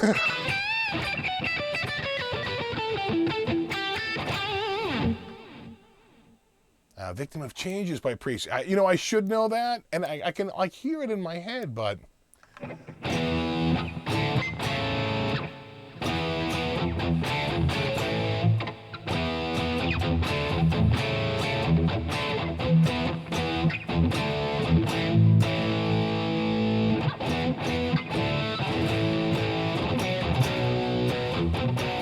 I'm going to pull out all my Judas Priest songs that aren't the song you're asking for.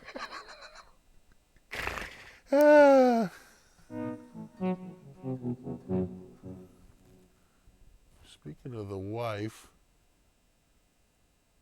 oh no, the car's gone. The kids had a huge marching band thing today. I felt bad for them. They must have had it in a gym because there's no way they would have it outside. It was just pouring, you know.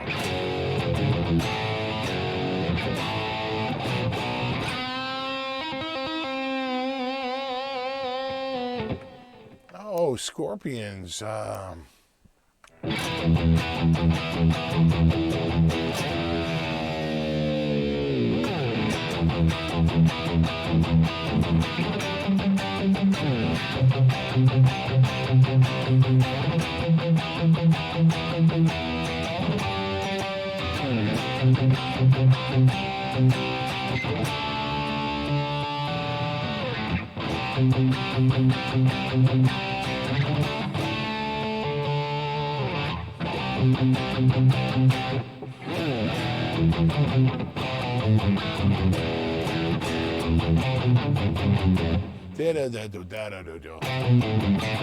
There it is.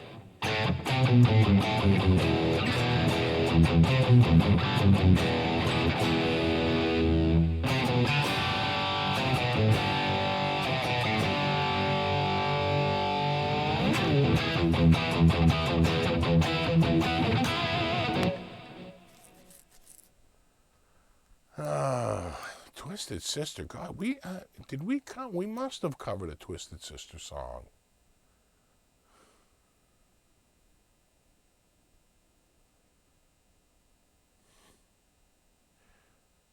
I wanna ride.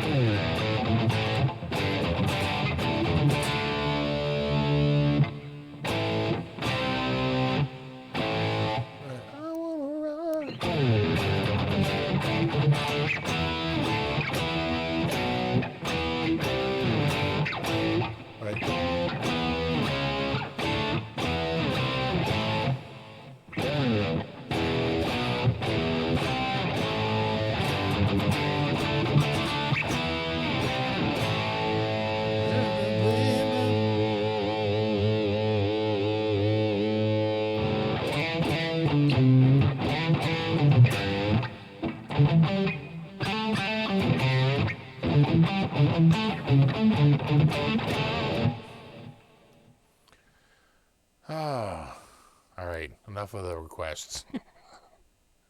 My brain hurts.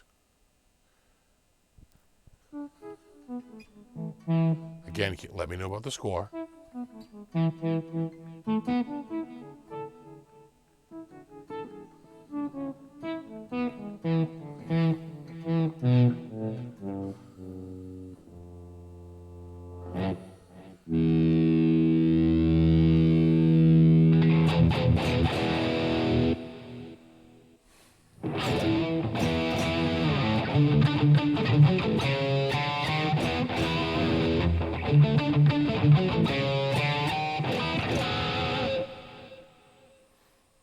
a good night, Will.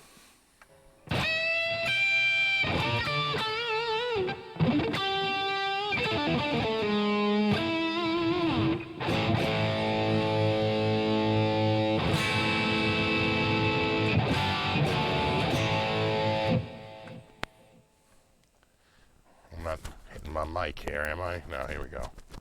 Check, check. 1, 2, 3.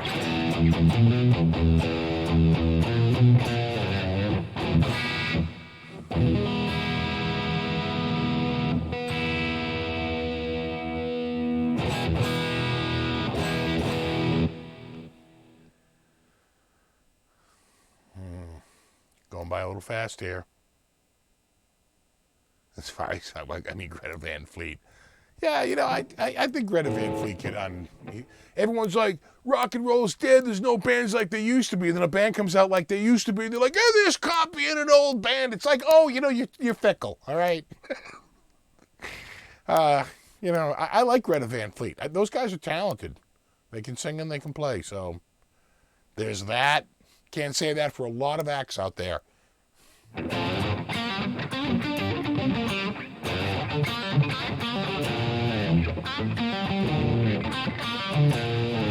Right. It's a pretty good little riff.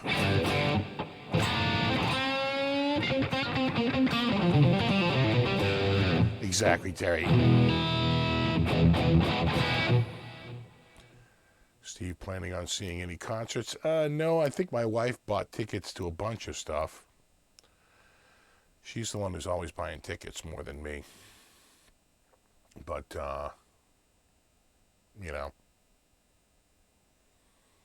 you know, I don't mind going to shows if it's loud enough to drown out every person around you, but it just seems like so many people go to shows to have the same conversation they would have at a bar just at a show.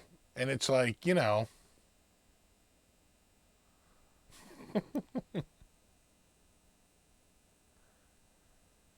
Say story, what's the trim on the guitar brand? It's a Floyd Rose. You see the old Floyd Rose. This might be the special. I can't quite read the, yeah. All right, so this is the special. So if that's the special, that means it's the zinc one, right? It's got zinc mixed in with the steel. The 1000, which I don't, you know what, now that I think about it, I don't know if you can get the 1000 without it. I think that's OEM. In other words, you have to be like Charvel. 1000 probably stands for the number of opening order that you have to place to get them. It's like 1,000 units. Have a good night, Lando. You know, it's like my wife, if there's a concert she wants to see, I guess you can go to, she goes to, I don't have a Snapchat account, but she goes to Snapchat, and she goes to that, like, heat map. She can go to any show, and there's somebody on there, like, putting the show out. She can watch it from multiple angles. Like crazy. Destroyer Kiss cover band. Ever see him? No, I don't think I've ever seen a Kiss cover. I only saw one, like, tribute band, and it was a Zepp tribute band, and they were pretty damn good. I think they were called, like, Houses of the Holy, or they were called, like, Swan Song, or, right, any one of those countless bands out there. I think it's called Swan Song Band. And they were really good. They were really, I gotta say, they were pretty damn good. We had another one come through here, Kashmir. Just the video footage, I don't think the guitar player was quite as accomplished as that guy from the other. I mean, they're all pretty good, but that guy from that Swan Song band, he was really good. He was nailing those riffs. And then Get the Lead Out, that's the other one, right? Is that the big band one? So some of them are like tribute bands where they dress up, they sort of cosplay the whole thing. They do the 4 people, and it's, a straight up, cosplay thing. Other dudes, they don't even get into the trying to look like them. It's kind of like my friend's band Lotus Land, right? They're not into the look. But they get the sound down, like, really perfectly. And so, like, there's some bands out there where they've got, like, 10 players on the stage to try and get that studio version just perfectly for Zeppelin.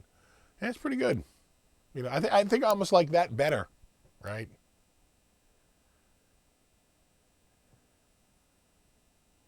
Floyd specials are fine. Never had a single problem. Yeah, you know what? It's hardened. They have to make it so it doesn't wear out,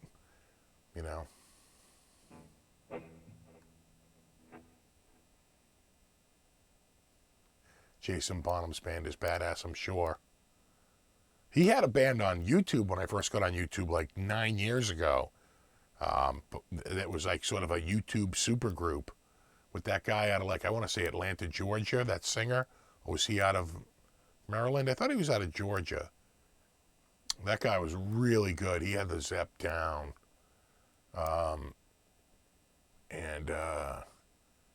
Was it the Japanese guitar player?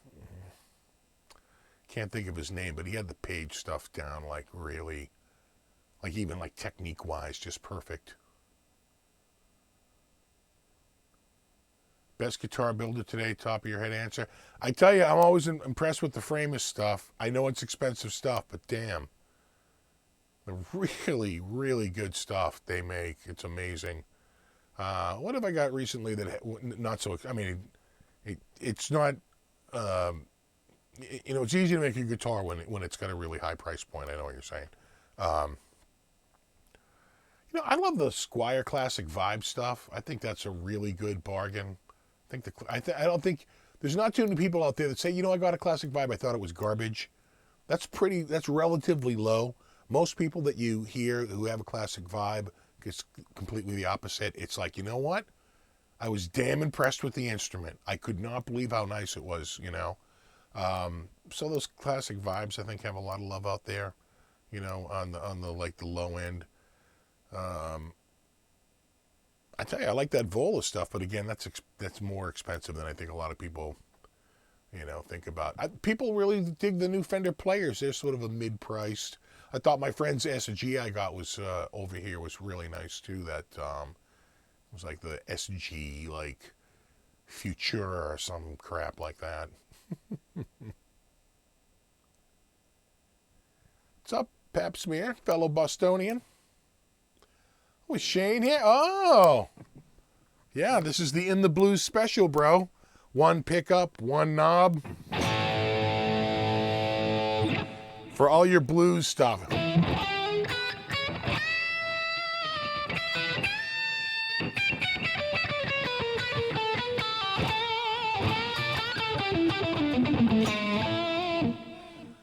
I'm getting a vibe. You think single coils are okay for metal? You might want to put a blade. I mean, they can. I mean, look at Ingve, right? The downside is that you're going to get hum if you have a really high gain stage, and they might be a little too biting. Some people will do single coils, but in the bridge they'll do like a blade, give it a little bit more of a humbucker sound, or like a mini JB, something to give it more of a humbucker tone when you need it. Just something to think about. But I think the Squiers are really good. It's those CVs.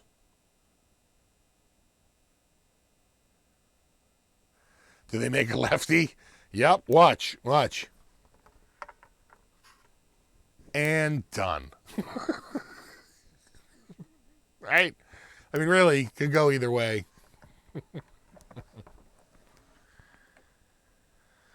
I'm not caught up with the live feed. I just heard the Attitude song. Yeah, well, there you go.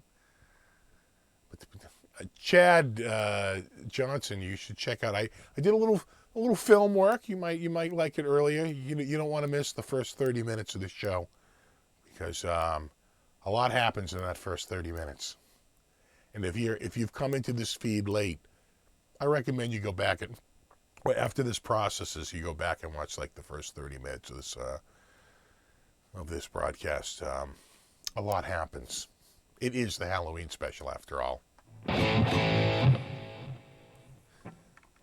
Oh, this is killing my leg.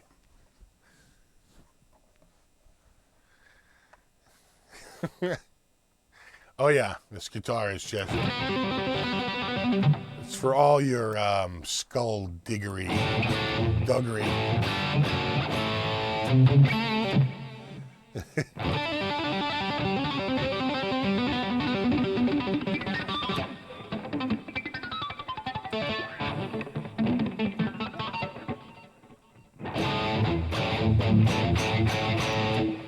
Yeah, it's an ugly guitar in sort of an ugly way, but whatever.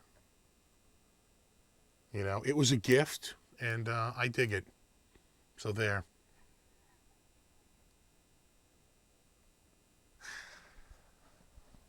But the plan was to use the other body for it, which I probably still will, right? Maybe next Halloween I could actually have the other body painted by then and get all this hardware over on it. Maybe. Maybe.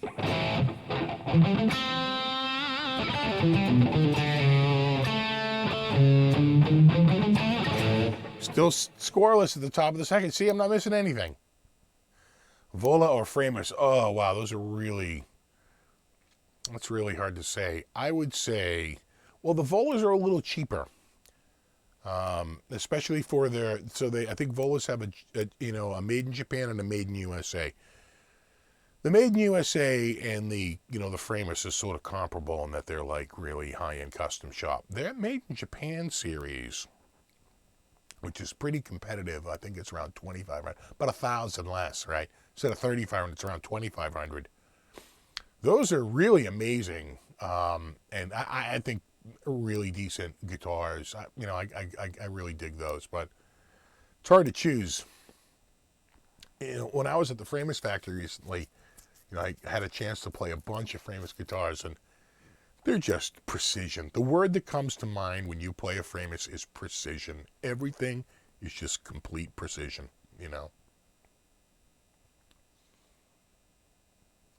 Steve, you just need a Satchel Charvel, go full 80s. Oh, yeah, that's right. That's right. He's with Charvel now. That's true.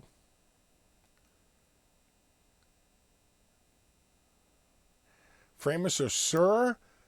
I would probably go Framus. Sur makes really good stuff. Don't get me wrong. They're really good stuff. But if I want a Super Strat, I'd go to Fender, or even like an Ibanez AZ would save me quite a bit of money and be a pretty damn good guitar. I played one out at GitCon and it was freaking awesome. Sur are nice, but I think between those two, might be more into the Framus just because it's it's such a unique body shape, like the Panthera 2. I was working on kind of a custom build on a Panthera 2. With any luck, maybe it'll be done by NAMM. Do Vola make left-handed guitars? I gotta think so. Now that you mention it, I don't know if I've ever seen one. Yes?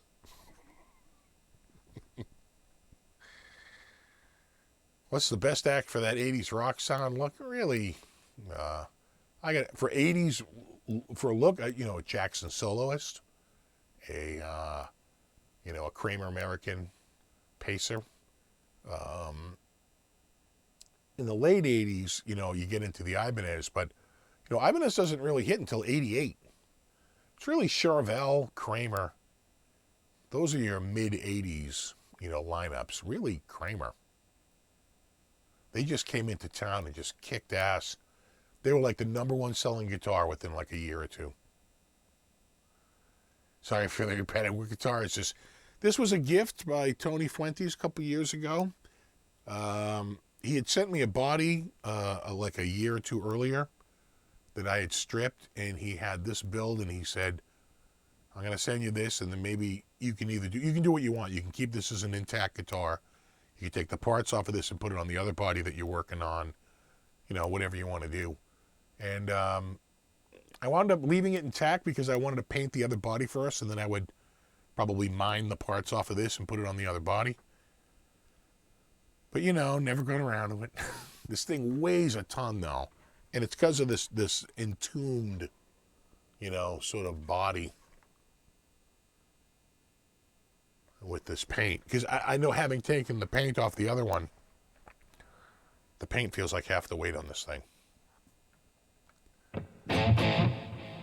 Here we know Rusty Ball's a good guitar, but can it play Elvis? I don't think I know a single Elvis tune. Hound Dog? I don't even know that.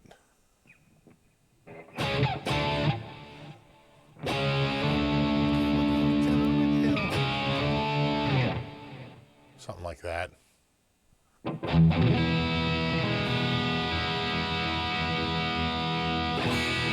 Yeah, the Randy Rhoads Polka Dot Flying V is very 80s. But did anybody ever come out with a production model of that guitar? I don't think so. They did a production model of the Offset V, kind of like what Gibson did recently with their Future V.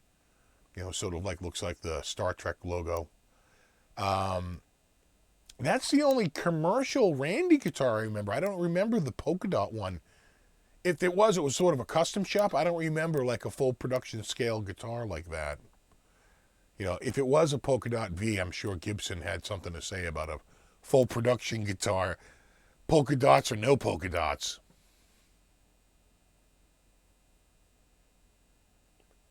What do you think of the new Charvel San Dimas with roasted maple necks? I like Charvel, I like San Dimas, and I like roasted maple necks. So I haven't played one. Maybe I'll play one at the NAMM show. But roasted maple has a way of being stable. You know, it does add a little bit of stability by taking some of that moisture out. So it seems to be a benefit to the guitar. It probably would be a good thing to do to all guitars, but it's expensive, right? You're consuming a lot of energy to roast that neck, so it's left for more expensive instruments. Sorry, it's going a little fast here.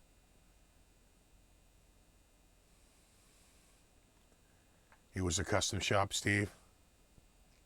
Yeah, it kind of looks like a George Lynch, right? Yeah.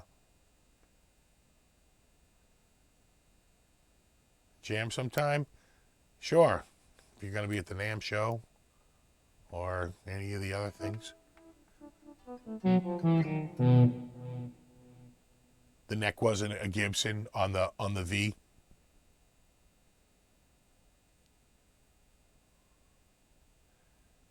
Steve, what amp would you recommend for $500? I gotta say, I like the I don't know how much is that new DSL 20, that Marshall DSL 20? That's a pretty kick-ass amp. If you could spend a little bit more money, that new head by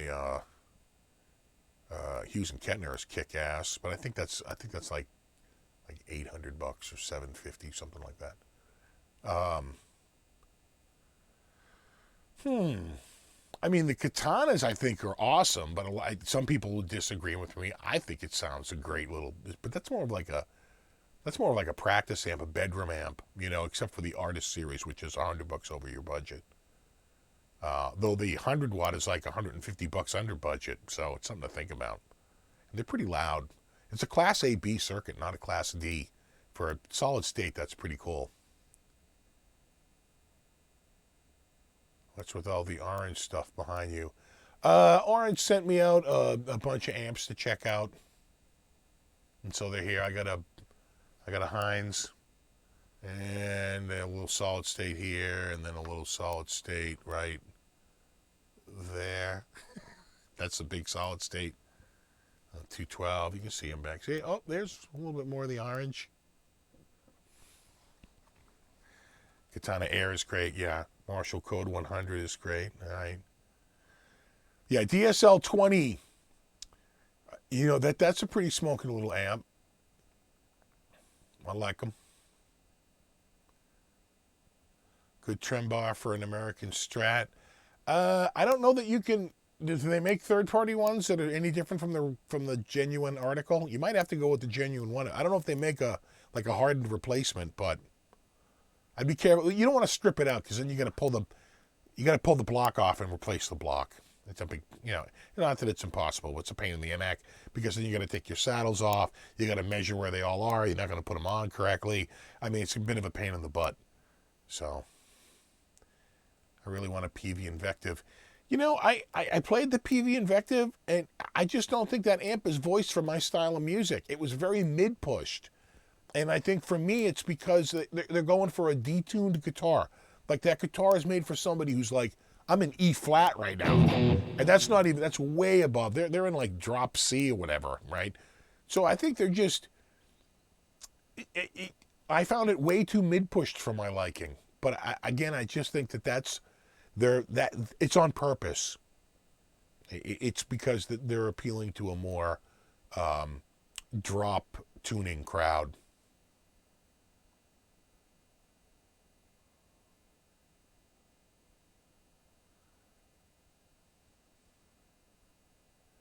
Have a good night, Ben. Thanks for hanging out, buddy. We're going to wrap this up in about 2 minutes.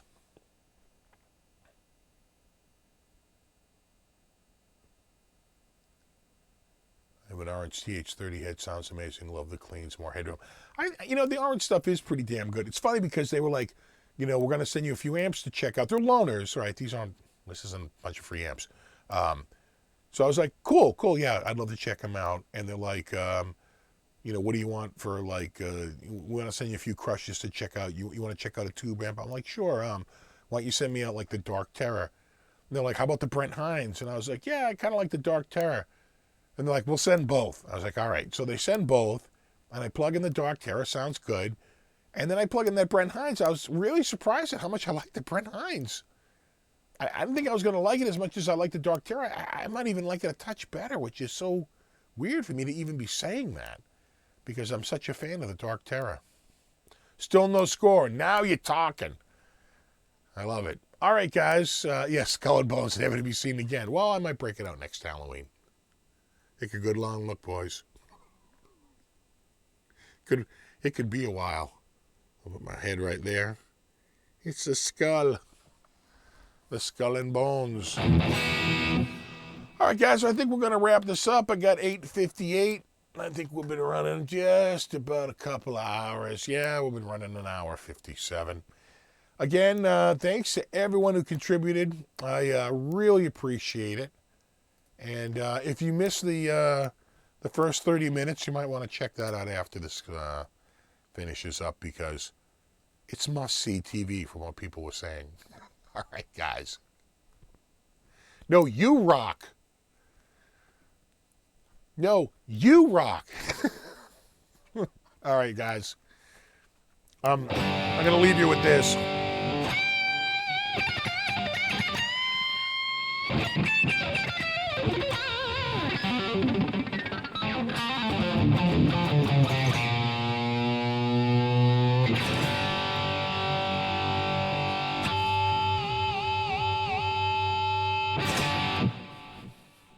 All right. I am scrolling up to the stop streaming button. I am over the stop streaming button. All right, guys. As always, no, you rock. Thanks so much for hanging out. And I will see you in the next one. And until then, rock on.